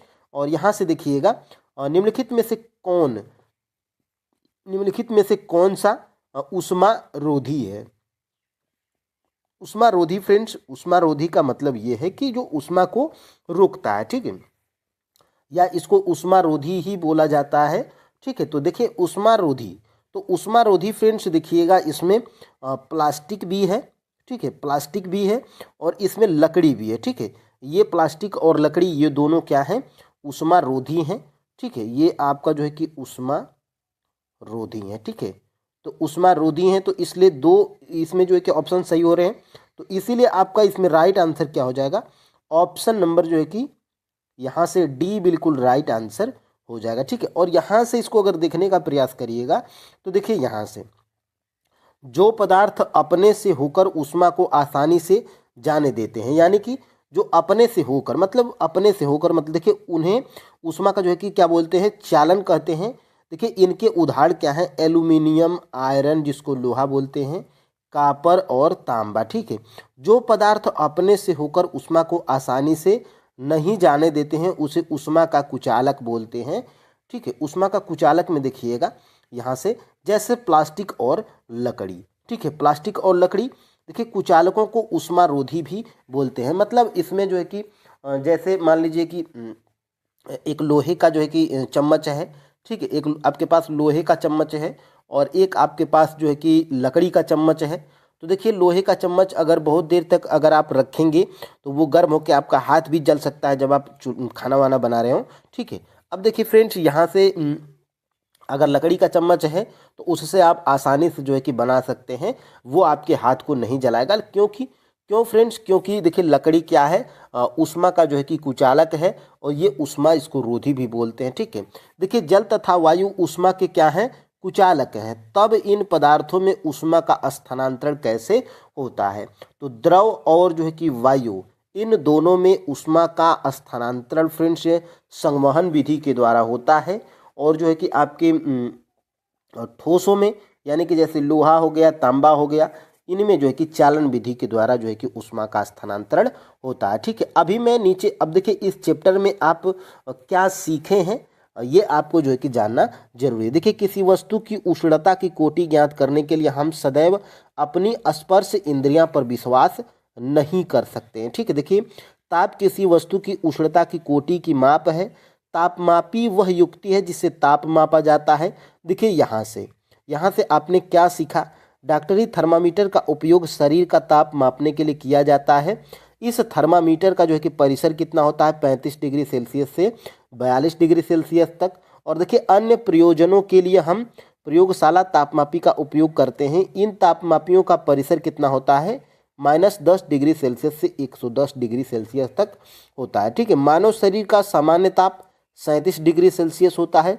एग्जैक्ट हम लोग यहाँ पे 36.9 जानते हैं। ठीक है, अभी देखिए फ्रेंड्स यहाँ से अभी और यहाँ से देखिएगा, देखिए यहाँ से ऊष्मा उच्च ताप के पिंड से निम्न ताप के पिंड की ओर स्थानांतरित होती है। एक वस्तु से दूसरी वस्तु में ऊष्मा 3 प्रक्रमों द्वारा स्थानांतरित हो सकती है: चालन, संवहन और विकिरण। इन तीनों के बारे में ऊपर आप जो है कि एग्जैक्ट कंफर्म कर चुके हैं और तीनों के बारे में जान चुके हैं। देखिए, ठोसों में प्रायः ऊष्मा चालन विधि द्वारा स्थानांतरित होती है। और देखिए, द्रवों तथा गैसों में ऊष्मा संवहन द्वारा स्थानांतरित होती है। एक बार और आपने देख लिया, विकिरण द्वारा ऊष्मा जो है कि के स्थानांतरण के लिए किसी माध्यम की आवश्यकता नहीं होती है। ठीक है, तो ये महत्वपूर्ण है। और अब देखिएगा फ्रेंड्स, जो पदार्थ अपने से होकर ऊष्मा को आसानी से प्रवाहित होने देते हैं उसे हम लोग ऊष्मा उसका चालक कहते हैं। ठीक है, देखिए गहरे रंग की वस्तुएं हल्के रंग की वस्तुओं की अपेक्षा ऊष्मीय विकिरणों की अच्छी अवशोषक होती हैं। यही कारण है कि हम गर्मियों में हल्के रंग की वस्त्रों से में जो है कि अधिक आराम का अनुभव करते हैं। ठीक है, अब देखिए यहाँ से सर्दियों में ऊनी वस्त्र हमें गर्म रखते हैं।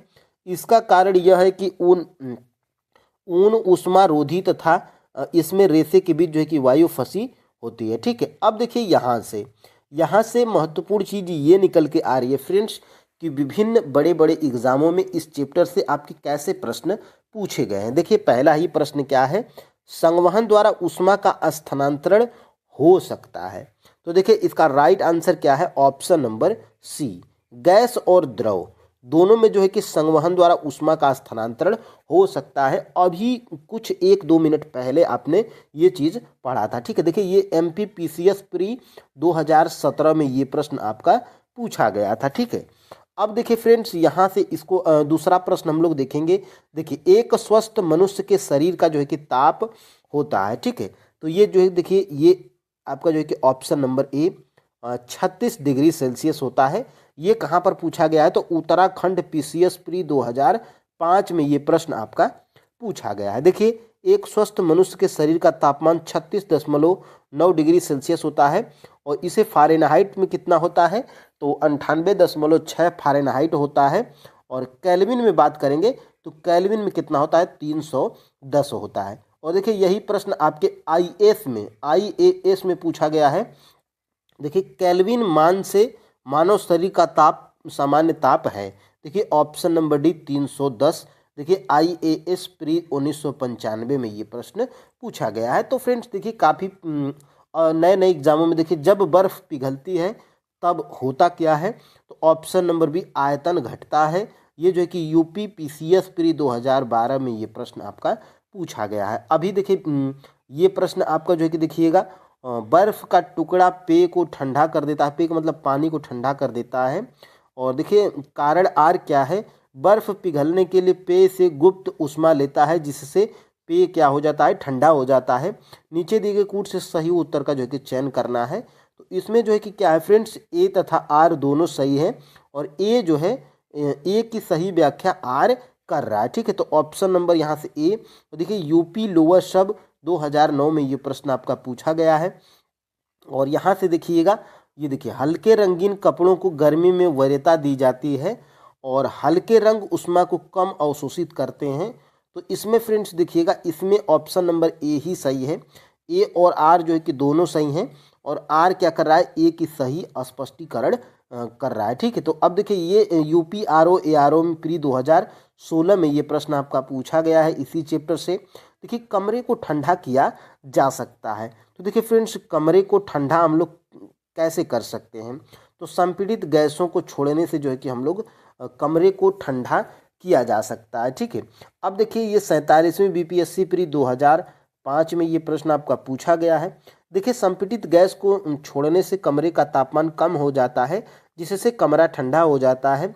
एयर कंडीशनर में संपीड़ित गैस ही प्रयुक्त होती है। ठीक है, अब इसके विपरीत कमरे में रखा रेफ्रिजरेटर का दरवाज़ा खोलकर हम लोग क्या कर सकते हैं, तो आप अंततः कमरे को थोड़ा गर्म कर सकते हैं। अब देखिए फ्रेंड्स, कुछ लोग ये अनुमान लगाएंगे कि फ्रिज के जो है कि गेट को हम लोग खोल देंगे और फ्रिज को ऑन रखेंगे तो कमरा हमारा ठंडा हो जाएगा, लेकिन ये जो है कि साइंस है, और यहाँ पे फ्रिज को अगर आप खोलेंगे तो अंततः कमरे को आप थोड़ा सा गर्म कर पाएंगे। ठीक है, तो ऐसा आप कोशिश मत करिएगा, लेकिन ये साइंस है और यहाँ से ये चीज़ें हैं। और यहाँ से देखिए ये 39वीं बीपीएससी प्री 1994 में ये प्रश्न आपका पूछा गया है। ठीक है, देखिए कमरे में रखा रेफ्रिजरेटर का दरवाज़ा खोलकर रखने से कमरे का तापमान बढ़ जाता है, फलस्वरूप कमरा थोड़ा सा गर्म हो जाता है। ठीक है, अब देखिए यहाँ से यदि रेफ्रिजरेटर के दरवाजे कुछ घंटे के लिए खुले छोड़ दें तो कमरे का तापमान कैसा हो जाएगा।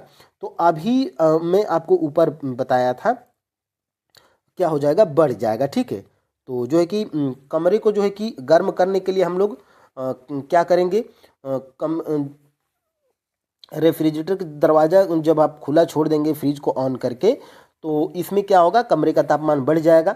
और जो है कि कमरे को ठंडा कैसे करा जाएगा, तो कमरे को जो है कि संपीड़ित गैसों को छोड़कर हम लोग कमरे को ठंडा कर सकते हैं। ठीक है, यहाँ पे इसमें यही बताया गया है कि कमरे को ठंडा किया जा सकता है, तो संपीड़ित गैसों को छोड़ने से हम लोग कमरे को थोड़ा सा ठंडा कर सकते हैं। ठीक है, अब देखिए यहाँ से फ्रेंड्स प्रश्न ये भी पूछ सकता है। देखिए ये 64वीं बीपीएससी प्री 2018 में ही पूछा है। 40 डिग्री सेल्सियस का मान फ़ारेनहाइट स्केल में होता है, यानी कि डिग्री सेल्सियस को अगर 40 डिग्री सेल्सियस को अगर फ़ारेनहाइट में बदला जाएगा तो कितना हो जाएगा। तो देखिए इसका ऑप्शन नंबर ए है 104 फ़ारेनहाइट। अब इसका बदलने का जो है कि नियम क्या होता है, तो देखिए 1 फ़ारेनहाइट बराबर कितना होता है, 9/5 डिग्री सेल्सियस प्लस 32 होता है। ठीक है, तो इसी में क्या करते हैं, इसी डिग्री सेल्सियस की जगह पे हम लोग क्या, जितना दिया रहता है, तो देखिए ऊपर कितना दिया गया है, तो ऊपर जो है कि 40 डिग्री सेल्सियस यहाँ पे दिया गया है। ठीक है, तो देखिए यही यहाँ पे किया गया है, यही जो है कि यहाँ पे किया भी गया है। देखिए कितना होता है फार्मूला, तो ये आपका फार्मूला होता है, और इसमें अगर हम लोग रखेंगे तो देखिए 9/5 हो जाएगा, और यहाँ पे डिग्री सेल्सियस की जगह पे 40 हो जाएगा, प्लस यहाँ पे ये तो आपके 32 ये फार्मूला में ही है। ठीक है, तो देखिए 5 चौवाठी कितना हो जाएगा, 40 हो जाएगा। ठीक है, और 9 आठी कितना हो जाएगा, तो 9 में 8 का जो है कि गुणा करेंगे तो कितना हो जाएगा, 72 हो जाएगा। और 72 और 32 को जब आप जोड़ देंगे तो यहाँ पे कितना हो जाएगा, तो यहाँ पे हो जाएगा फ्रेंड्स 104 हो जाएगा। और यही 104 40 जो 104 जो है कि डिग्री सेल्सियस 40 डिग्री सेल्सियस का फ़ारेनहाइट स्केल पर कितना होगा, तो 104 फ़ारेनहाइट होगा। ठीक है, अब देखिए यहाँ से एक स्वस्थ मनुष्य के शरीर, ये तो आप जो है कि देख चुके हैं। और देखिए केल्विन मान से मानव शरीर का सामान्य ताप, तो ये देखिए ऑप्शन नंबर डी और 310 ये जो है कि आपका आईएएस में पूछा गया है। और यहाँ से फ्रेंड्स देखिएगा, देखिए कितना तापमान होने पर पाठ्यांक सेल्सियस और फ़ारेनहाइट तापमापियों में एक ही समान होगा, यानी कितना तापमान होने पर। तो देखिए फ्रेंड्स -40 जो है कि डिग्री सेल्सियस अगर तापमान हो जाएगा तो फ़ारेनहाइट और सेल्सियस दोनों बराबर हो जाएंगे। इसका कहने का जो है कि मतलब यही है, ऑप्शन नंबर ए। और देखिए ये आईएएस में पूछा गया है। ठीक है, और ये देखिए ये यूपी पीसीएस मेंस में 2015 में प्रश्न पूछा गया है। ठीक है, तो ये सारे प्रश्न फ्रेंड्स आपके एग्जाम में बन सकते हैं। चूँकि हम लोग चैप्टर वाइज पढ़ रहे हैं तो ये चीज़ें जो है कि पढ़ना जरूरी था। ठीक है, देखिए यहाँ से क्यों फ्रेंड्स क्यों समान होता है, तो यहाँ पर आप जो है कि इसको देखने का प्रयास करिएगा। आपका जो है कि फार्मूला, ये आपका जो है कि ऊपर फार्मूला कितना था, देखिए फ़ारेनहाइट बराबर कितना फार्मूला था, शायद 9/5 जो है कि डिग्री सेल्सियस था। ठीक है, डिग्री सेल्सियस था और प्लस यहाँ जो है कि यहाँ पे 32 था। ठीक है, देखिए यहाँ पे ये फ़ारेनहाइट मान लीजिए कि 40 फ़ारेनहाइट है, -40। ठीक है, -40 पे क्या होगा, जो है कि दोनों फ़ारेनहाइट और सेल्सियस दोनों बराबर हो जाएंगे। ठीक है, तो देखिए यहाँ पे 9 बटे के जो है कि 5 हो जाएगा और यहाँ पे कितना हम लोग रखेंगे, माइनस जो है कि 40 हम लोग रखेंगे। ठीक है, तो देखिए कितना हो जाएगा, 5 अठे 40। ठीक है, 9 अठे कितना हो जाएगा, माइनस कितना हो जाएगा, 72 हो जाएगा और प्लस जो है कि 32। तो ये जो है कि क्या हो जाएगा, घट जाएगा। ठीक है, तो देखिए यहाँ से कितना हो जाएगा, 0 हो जाएगा और 7 में से 3 को जब माइनस करिएगा तो 40 हो जाएगा। ठीक है, तो ये कितना बच जाएगा, तो माइनस जो है कि 40 बच जाएगा। तो देखिए -40 और ये भी आपको कितना हो जाएगा, -40 हो जाएगा। ठीक है, तो जब -40 होगा तापमान, तो उसमें सेल्सियस और फ़ारेनहाइट दोनों जो है कि दोनों का मान जो है कि समान होगा। ठीक है, अब देखिए इससे संबंधित देखिए कितने डिग्री पर सेंटीग्रेड एवं फ़ारेनहाइट का तापमान समान रहते हैं। ठीक है, तो देखिए ऑप्शन नंबर डी -40 डिग्री होगा, तो इसमें समान होगी। देखिए पीसीएस में ये प्रश्न जो है कि आपका पूछा गया है। अब देखिए यहाँ से, तो फ्रेंड्स ये जो है कि पूरा नंबर 4 के एमसीक्यूज को करेंगे, जिसका नाम क्या है फ्रेंड्स, चैप्टर का अम्ल क्षारक एवं लवण। देखिए एक बार और दिखा देना चाहूँगा यहाँ पे कि प्रैक्टिस हम लोग कैसे करते हैं। तो ये स्क्रीन पे आपको जो है कि प्रश्न दिखाई दे रहा होगा और ये प्रश्न आपके जो है कि इस चैप्टर से आपके क्लास 7th के एनसीईआरटी साइंस में जहाँ से बनाया गया है उस चीज़ को यहाँ पे हाईलाइट किया गया है। ठीक है, और देखिए फ्रेंड्स जैसे ये प्रश्न है और यहाँ पर देखिए जैसे ये आपका जो है कि दूसरा प्रश्न है और दूसरा प्रश्न जो है कि जहाँ से बनाया गया है, देखिए उस चीज़ को यहाँ पे हाईलाइट किया गया है। देखिए फ्रेंड्स तीसरा प्रश्न यहाँ पे आपको दिखाई दे रहा है और तीसरा प्रश्न देखिए आपके जो है कि डायरेक्टली बुक में से यहाँ से बनाया गया है। ठीक है, तो फ्रेंड्स देखिए छोटे छोटे चैप्टर्स हैं और पिछले चैप्टर्स को आप नहीं देखे हैं तो प्लेलिस्ट बनाई गई है, वहाँ से जो है कि आप जाकर देख सकते हैं। ठीक है, देखिए फ्रेंड्स प्रैक्टिस को हम लोग स्टार्ट करेंगे और पहला प्रश्न हमारा जो है कि स्क्रीन पे दिखाई दे रहा है, निम्नलिखित में से कौन सा अम्ल पालक में जो है कि पाया जाता है। ठीक है, तो ये आपके जो है कि बुक में दिया गया है, जो कि मोस्ट इम्पोर्टेंट है। आपके जो है कि टीआरई 3 में पूछा गया प्रश्न है 6 to 8 में एसएसटी के साइंस वाले पोर्शन में। ठीक है, तो पालक में जो है कि कौन सा अम्ल पाया जाता है ये आपको जो है कि बताना है। ठीक है, क्या फ्रेंड्स एसेटिक अम्ल या फार्मिक अम्ल या ऑक्जेलिक अम्ल या उपर्युक्त में से एक से अधिक या उपर्युक्त में से कोई नहीं। ठीक है, तो देखिए फ्रेंड्स पालक में आपका ऑक्जेलिक अम्ल पाया जाता है। यहाँ पर फ्रेंड्स ऑप्शन नंबर जो है कि सी बिल्कुल राइट आंसर हो जाएगा। ठीक है, और देखिए ऑक्जेलिक अम्ल किस में पाया जाता है, तो ऑक्जेलिक अम्ल फ्रेंड्स आपका जो है कि पालक में भी पाया जाता है और जो है कि यहाँ पे टमाटर में भी आपका पाया जाता है। ठीक है, और ये दोनों में से कोई अगर एक ऑप्शन में है तो आप जो है कि इनको टिक करिएगा। ठीक है, देखिए आपके बुक्स में भी दिया गया है, यहाँ पर देखिएगा। देखिए यहाँ पे जो है कि सबसे पहले प्रश्न आपका यहाँ से बनाया गया है, यहाँ से फ्रेंड्स आपको जो है कि दिखाई भी दे रहा होगा। देखिए ऑक्जेलिक अम्ल जो है कि पालक में पाया जाता है। ठीक है, देखिए ये एसिटिक अम्ल आपका जो है कि सिरका में पाया जाता है। फार्मिक अम्ल जो है कि आपके चींटी के डंक में पाया जाता है। साइट्रिक अम्ल जो है कि आपके नींबू के जो है कि नींबू संतरा ऐसे जो है कि फलों में पाया जाता है। लैक्टिक अम्ल जो है कि आपके दही में पाया जाता है। ठीक है, और एस्कार्बिक अम्ल यानी कि विटामिन सी ये आंवला सिट्रिक फल में पाया जाता है। और ये टार्टरिक अम्ल जो कि टीआरई 1 में पूछा गया था पीआईटी में, ये इमली में पाया जाता है। तो ये महत्वपूर्ण है। ठीक है, अब देखिए फ्रेंड्स यहाँ से और ये आपका हो गया। और देखिए फ्रेंड्स आपको मैं ऊपर क्या बताया हूँ कि ऑक्जेलिक अम्ल पालक में पाया जाता है, लेकिन क्लास 7th के एनसीईआरटी साइंस के चैप्टर नंबर 4 में दिया गया है कि पालक पाया जाता है। ठीक है, लेकिन क्लास 10 में क्या दिया गया है, देखिए ये क्लास 10 का जो है कि स्क्रीनशॉट लिया हूँ मैं अपने बुक से और क्लास 10 की एनसीईआरटी साइंस हम लोग कंप्लीट कर चुके हैं। ठीक है, तो देखिए टमाटर में देखिए ऑक्जेलिक अम्ल पाया जाता है। तो ऑक्जेलिक अम्ल जो है कि आप याद रखिएगा। और ये देखिए टार्टरिक अम्ल, टार्टरिक अम्ल ये आपका इमली में पाया जाता है। देखिए मैं TRE1 PIT यहाँ पे लिख दिया हूँ, ठीक है। और ये भी आपका जो है कि TRE1 में पूछा गया प्रश्न है, ठीक है। तो देखिए फ्रेंड्स सभी प्रश्न महत्वपूर्ण हैं। और यहाँ से फ्रेंड्स देखिएगा ये आप जो है कि देख चुके हैं। देखिए चींटी के डंक में मेथेनोइक अम्ल या फार्मिक अम्ल होता है। नेटल के डंक में जो है कि मेथेनोइक अम्ल होता है, ठीक है। दूध दही में देखिए लैक्टिकल अम्ल होता है। नींबू में जो है कि सिट्रिक अम्ल होता है। तो ये फ्रेंड्स आपको जानकारी होना चाहिए, ठीक है। अब देखिए यहाँ से हम लोग बढ़ते हैं अपने दूसरे प्रश्न की तरफ। देखिए फ्रेंड्स कैल्शियम हाइड्रोक्साइड नामक क्षार, कैल्शियम हाइड्रोक्साइड नामक क्षार मुख्य रूप से किसमें पाया जाता है, ठीक है। तो देखिए फ्रेंड्स कैल्शियम हाइड्रोक्साइड नामक क्षार मुख्य रूप से ये जो है कि चूने के पानी में पाया जाता है।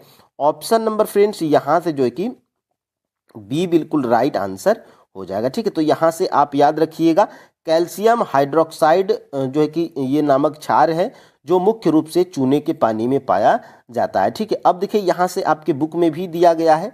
देखिए कुछ क्षारकों के नाम दिया गया है। ये ऊपर वाली चीज़ें आप जो है कि पहले ही ये देख चुके हैं, ठीक है। और इसके नीचे क्या दिया गया है, इधर दिया गया है जो है कि क्षारक का नाम और इधर दिया गया है कि इसमें पाया जाता है, ठीक है। तो देखिए कैल्शियम हाइड्रोक्साइड ये चूने के पानी में पाया जाता है। अमोनियम हाइड्रोक्साइड खिड़की कांच आदि साफ करने के लिए मार्जक के रूप में जो है कि पाया जाता है, ठीक है।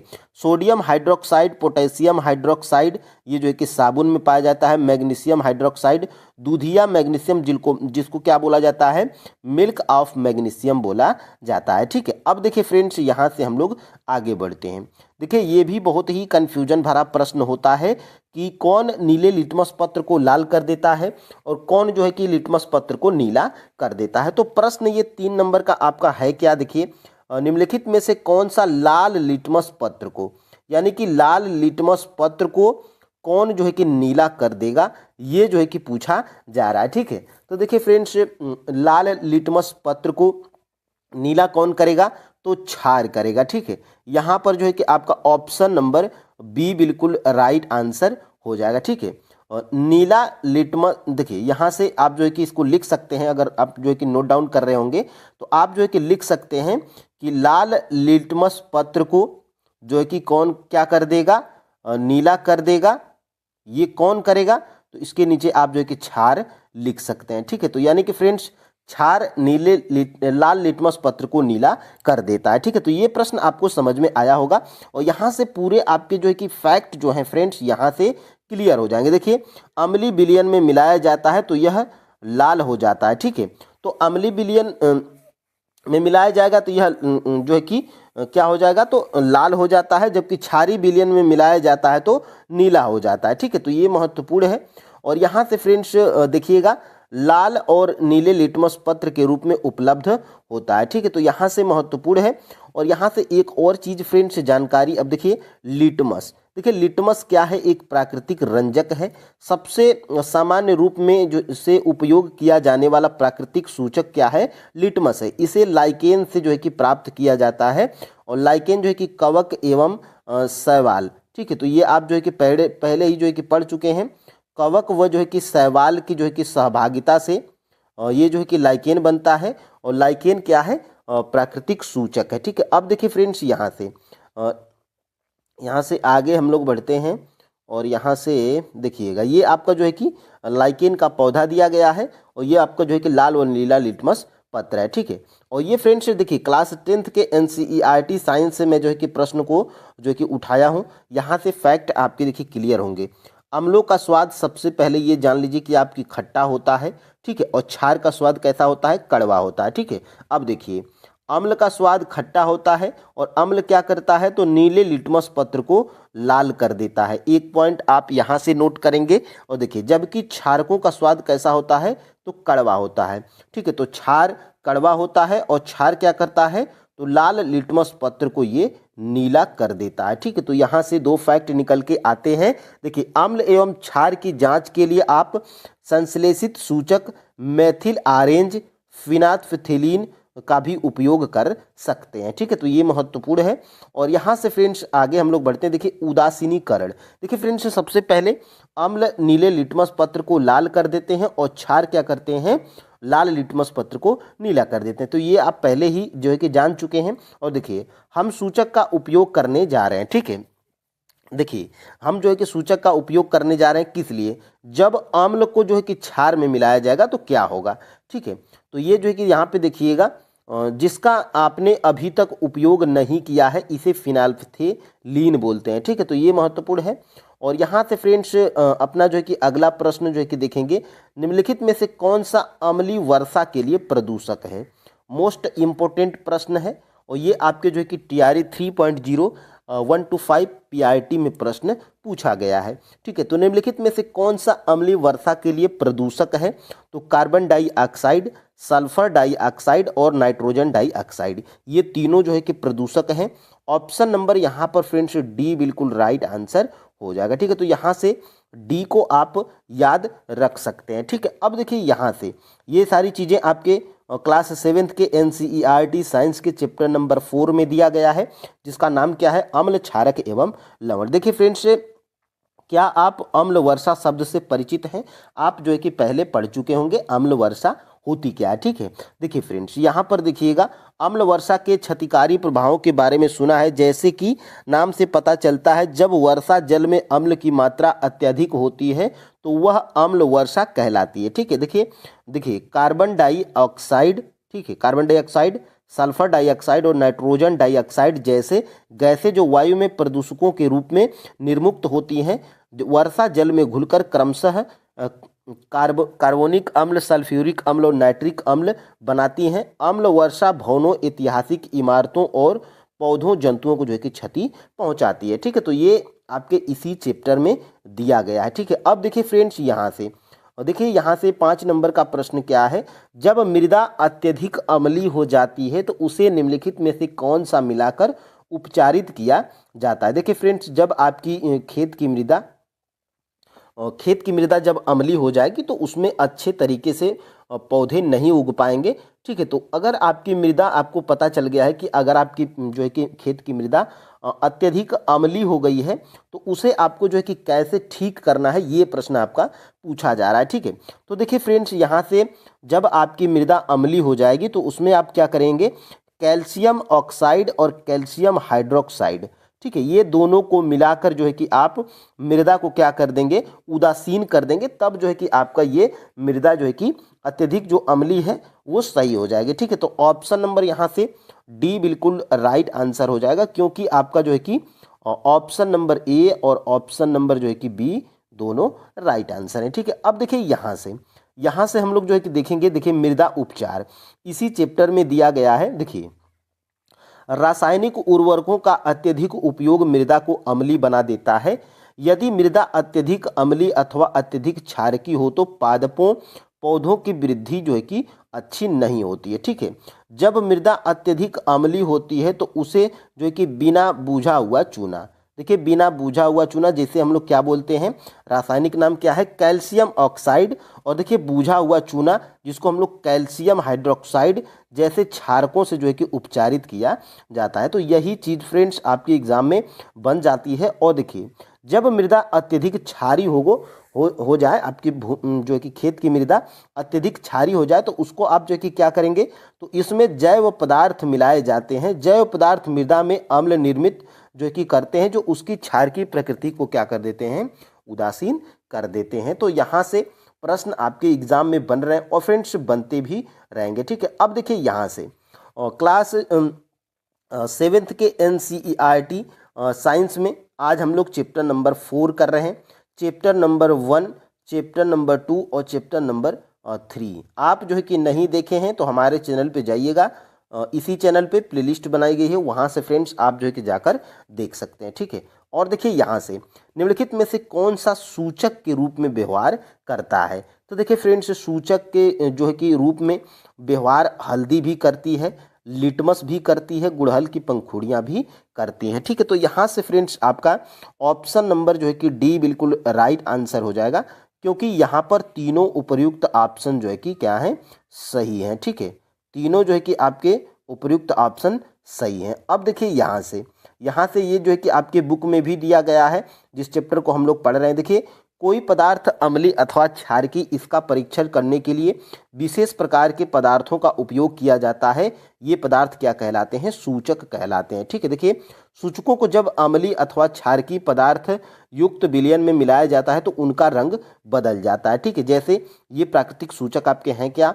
हल्दी है, लिटमस है, गुड़हल की जो है कि पंखुड़ियाँ हैं आदि कुछ प्राकृतिक रूप में जो है कि पाए जाने वाले सूचक हैं। ठीक है, तो ये आपके इस चैप्टर में दिया गया है। और यहाँ से फ्रेंड्स 7 नंबर का प्रश्न क्या है? सामान्य रूप से प्रयोगशाला में कौन से सूचक का प्रयोग किया जाता है?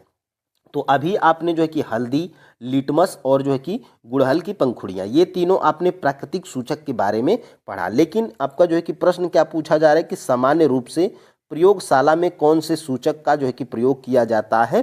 तो वो है फ्रेंड्स आपका जो है कि फिनाल्फ्थेलीन है। फिनाल्फ्थेलीन फ्रेंड्स ये जो है कि आपका प्रयोगशाला में जो है कि प्रयुक्त होने वाला सूचक है। ठीक है, तो ऑप्शन नंबर यहाँ से सी बिल्कुल राइट आंसर हो जाएगा। और देखिए यहाँ से फ्रेंड्स देखिएगा, प्रयोगशाला अम्लों और क्षारकों के रखरखाव तथा उपयोग में अत्यधिक सावधानी बरतनी चाहिए, क्योंकि ये संक्षारक प्रकृति के होते हैं जो त्वचा में जलन उत्पन्न करते हैं और उसे जो है कि हानि पहुंचाते हैं। ठीक है, देखिए फ्रेंड्स यहाँ से आप जो है कि देख पा रहे होंगे, देखिए अम्ल नीले लिटमस पत्र को लाल कर देते हैं और क्षारक लाल लिटमस पत्र को नीला कर देते हैं। ये आपने ऊपर ही देख लिया है। अब देखिए हम उस सूचक का उपयोग करने जा रहे हैं जिसका उपयोग आपने अभी तक जो है कि उपयोग नहीं किया, क्योंकि इसका जो है कि उपयोग हम लोग व्यवहारिक जीवन में अभी आप देख रहे थे, हल्दी, गुड़हल की पंखुड़ियाँ और लिटमस। लेकिन ये जो है कि आपका फिनाल्फ्थेलीन, इसका प्रयोग, ये एक ऐसा सूचक है जिसका उपयोग जो है कि प्रयोगशाला में किया जाता है। ठीक है, तो ये आप जो है कि याद रख सकते हैं। ठीक है, तो ये प्रयोगशाला। ठीक है, यहाँ से फ्रेंड्स आगे हम लोग बढ़ते हैं। और यहाँ से अब देखिए यहाँ से 8 नंबर का प्रश्न देखिए, अम्ल और क्षारक की अभिक्रिया में कौन से पदार्थ निर्मित होते हैं, यानी कि बनते हैं? ठीक है, तो देखिए अम्ल और क्षारक की जब अभिक्रिया कराया जाएगा तो उसमें लवण और क्या बनेगा? जल बनेगा। ठीक है, लवण और जल बनेगा और इसमें ऊष्मा क्या होगी?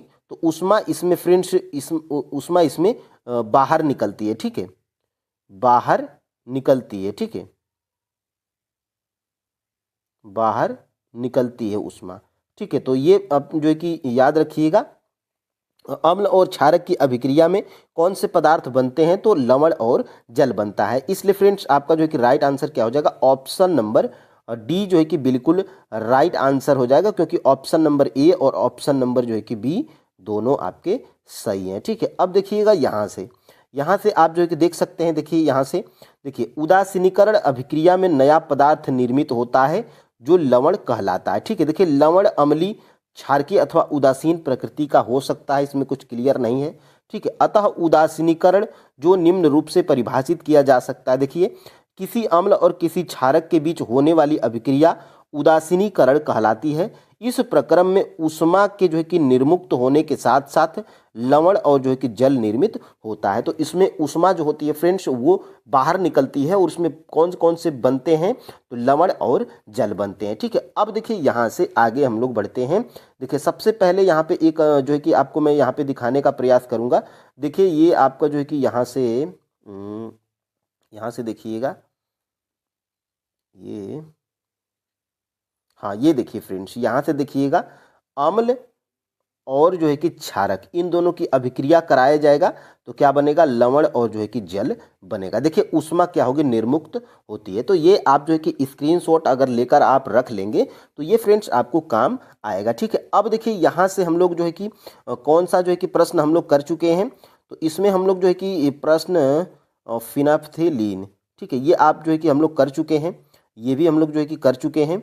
और ये आप देखिए, चींटी के डंक में कौन सा अम्ल पाया जाता है? ठीक है, तो देखिए फ्रेंड्स चींटी के डंक में फॉर्मिक अम्ल पाया जाता है। ऑप्शन नंबर यहाँ पर जो है कि बी बिल्कुल राइट आंसर हो जाएगा। ये आप जो है कि ऊपर ही पढ़ चुके हैं। ठीक है, अब देखिए एक और प्रश्न यहाँ से पूछा जाता है, ये तो आप जो है कि सबसे पहले ही ऊपर ही पढ़ चुके हैं। ठीक है, कि चींटी के डंक में फॉर्मिक अम्ल पाया जाता है। लेकिन फ्रेंड्स इसमें जब चींटी के डंक जब आप किसी को मार देगा, ठीक है, तो देखिए चींटी जब डंक मारती है तो इसके त्वचा क्या होती है? देखिए जब चींटी काटती है तो यह त्वचा में अम्लीय द्रव डाल देती है। डंक के प्रभाव को नमी युक्त खाने का जो है कि नमी युक्त, यहाँ से देखिएगा, खाने का सोडा, सोडियम हाइड्रोजन कार्बोनेट अथवा कैलेमाइन विलयन मिलाकर जो है कि उदासीन किया जाता है, जिसमें जिंक कार्बोनेट होता है। तो ये इससे बचने के लिए सोडियम हाइड्रोजन कार्बोनेट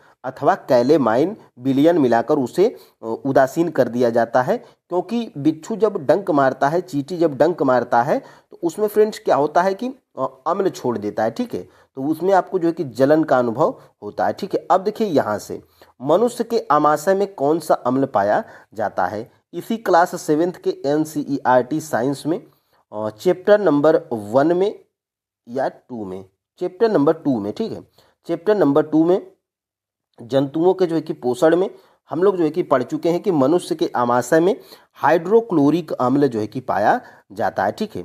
तो ये आप जो है कि याद रख सकते हैं, मनुष्य के आमाशय में कौन सा अम्ल पाया जाता है, तो हाइड्रोक्लोरिक अम्ल जो है कि पाया जाता है, ठीक है। तो ऑप्शन नंबर यहाँ से ए बिल्कुल राइट आंसर हो जाएगा, ठीक है। अब देखिए यहाँ से देखिएगा, देखिए दैनिक जीवन में उदासीनीकरण के उदाहरण। अब देखिए अपाचन, देखिए फ्रेंड्स हमारे आमाशय में हाइड्रोक्लोरिक अम्ल पाया जाता है, लेकिन हमारे आमाशय में फ्रेंड्स अगर हाइड्रोक्लोरिक अम्ल ज़्यादा हो जाए तो उसी स्थिति में हमें क्या होता है, अपच हो जाता है, ठीक है। अपच हो, देखिए अपाचन से मुक्त पाने के लिए हम दूधिया मैग्नीशियम जैसा कोई प्रति अम्ल लेते हैं जिसमें मैग्नीशियम हाइड्रोक्साइड होता है। यह अत्यधिक अम्ल के प्रभाव को क्या कर देता है, उदासीन कर देता है, ठीक है। तो हमारे उदर में या आमाशय में जब अम्ल के अपच हो जाता है तो उसमें हम लोग एंटासिड नामक औषधि का भी उपयोग करते हैं, ठीक है। अब देखिए यहाँ से अम्ल एसिड शब्द की उत्पत्ति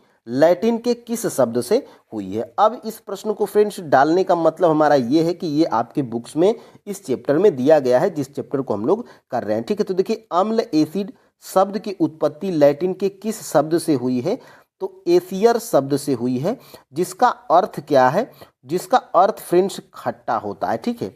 तो ये आपका जो है कि ऑप्शन नंबर सी बिल्कुल राइट आंसर है। और यहाँ से फ्रेंड्स देख सकते हैं अम्लों का स्वाद कैसा होता है, ठीक है। तो अम्लों का स्वाद जो है कि फ्रेंड्स खट्टा होता है, तो ये खट्टा के जगह पे आप यहाँ पे अम्ल लिख लीजिएगा, ठीक है। और कड़वा जो है कि कड़वा के स्थान पे आप जो है कि क्षार लिख लीजिएगा, ठीक है, ताकि ये क्लियर हो जाए। और यहाँ से फ्रेंड्स देखिएगा, यहाँ से देखिए, यहाँ से ये देखिए अम्ल और क्षारक, देखिए दही हो गया, नींबू का रस हो गया, संतरे का रस हो गया, सिरके का स्वाद खट्टा होता है। इन पदार्थों का स्वाद खट्टा इसलिए होता है क्योंकि इनमें अम्ल या एसिड होते हैं, ठीक है। देखिए ऐसी पदार्थों की रासायनिक प्रकृति क्या होती है, अम्लीय होती है। देखिए एसिड शब्द की उत्पत्ति लैटिन शब्द के जो है कि एसियर से हुई है, जिसका अर्थ क्या होता है, खट्टा होता है। तो शायद पूछ ले, ये आपको जो है कि चैप्टर वाइज हम लोग कर रहे हैं तो इसमें ये भी जरूरी था, ठीक है। देखिए सामान्यतः ऐसे पदार्थ जिनका स्वाद क्या होता है, कड़वा होता है, जो स्पर्श करने पर साबुन जैसे लगते हैं, क्षारक कहलाते हैं, ठीक है। पदार्थों की प्राकृतिक क्षारकी कहलाती है, ठीक है। तो ये आप जो है कि याद रख सकते हैं और ये आप जो है कि पहले ही देख चुके हैं। अब देखिए फ्रेंड्स छोटा सा चैप्टर था, ठीक है। इस चैप्टर में, टोटल चैप्टर में आपने क्या सीखा वो आपके जो है कि बुक में दिया गया है, ठीक है। तो सबसे पहले देखिए अम्ल स्वाद में खट्टे होते हैं, ये आपने सीखा। सामान्यतः क्षारकों का स्वाद कड़वा होता है, ये आपने सीखा, तथा उनका स्पर्श जो है कि साबुन जैसा होता है, ये आपने जो है कि इस चैप्टर में सीखा। अब आपने और क्या सीखा, देखिए अम्ल क्या करते हैं, तो नीले लिटमस पत्र को लाल कर देते हैं, और क्षारक क्या करते हैं, लाल लिटमस पत्र को नीला कर देते हैं। तो एक आपने ये सीखा। वे पदार्थ जो न तो अम्लीय होते हैं और न ही क्षारकी होते हैं, वो क्या होते हैं, तो उदासीन होते हैं, ठीक है। ऐसे पदार्थों के विलयन जो अम्लीय, क्षारकी और उदासीन विलयन में भिन्न रंग दर्शाते हैं, वो क्या कहलाते हैं, सूचक कहलाते हैं। जैसे हल्दी हो गया, ठीक है, और लिटमस हो गया, और फिर उसके बाद जो है कि गुड़हल की पंखुड़ी हो गई। और प्रयोगशाला में किस सूचक का प्रयोग किया जाता है, तो फिनाल्फ्थेलीन का प्रयोग किया जाता है। अब देखिए फ्रेंड्स अम्ल और क्षारक एक दूसरे को उदासीन करके लवण बनाते हैं, और इसमें जो है कि जल भी बनाते हैं और इसमें क्या होता है, ऊष्मा क्या होती है, निर्मुक्त होती है। ठीक है, लवण अम्लीय, क्षारकीय अथवा उदासीन प्रकृति के हो सकते हैं। तो इतना ही छोटा चैप्टर था जिसमें लगभग मान लीजिए तो 10 जानकारी ऐसी थी जो आपके एग्जाम में प्रश्न बनता है। ठीक है, तो फ्रेंड्स ये क्लास आपको जो है कि कैसी लगी कमेंट में जो है कि आप जरूर बताइएगा। और फ्रेंड्स चैनल पे नए हैं तो चैनल को जो है कि सब्सक्राइब अवश्य कर लीजिएगा। ठीक है, तो चैप्टर आपने जो है कि 1 कर लिया, 2 कर लिया, 3 कर लिया, अब 4 भी कर लिया। कल हम लोग फ्रेंड्स चैप्टर नंबर 5 को भी कंप्लीट कर लेंगे। ठीक है, तो फ्रेंड्स आज के लिए इतना ही। जय हिंद।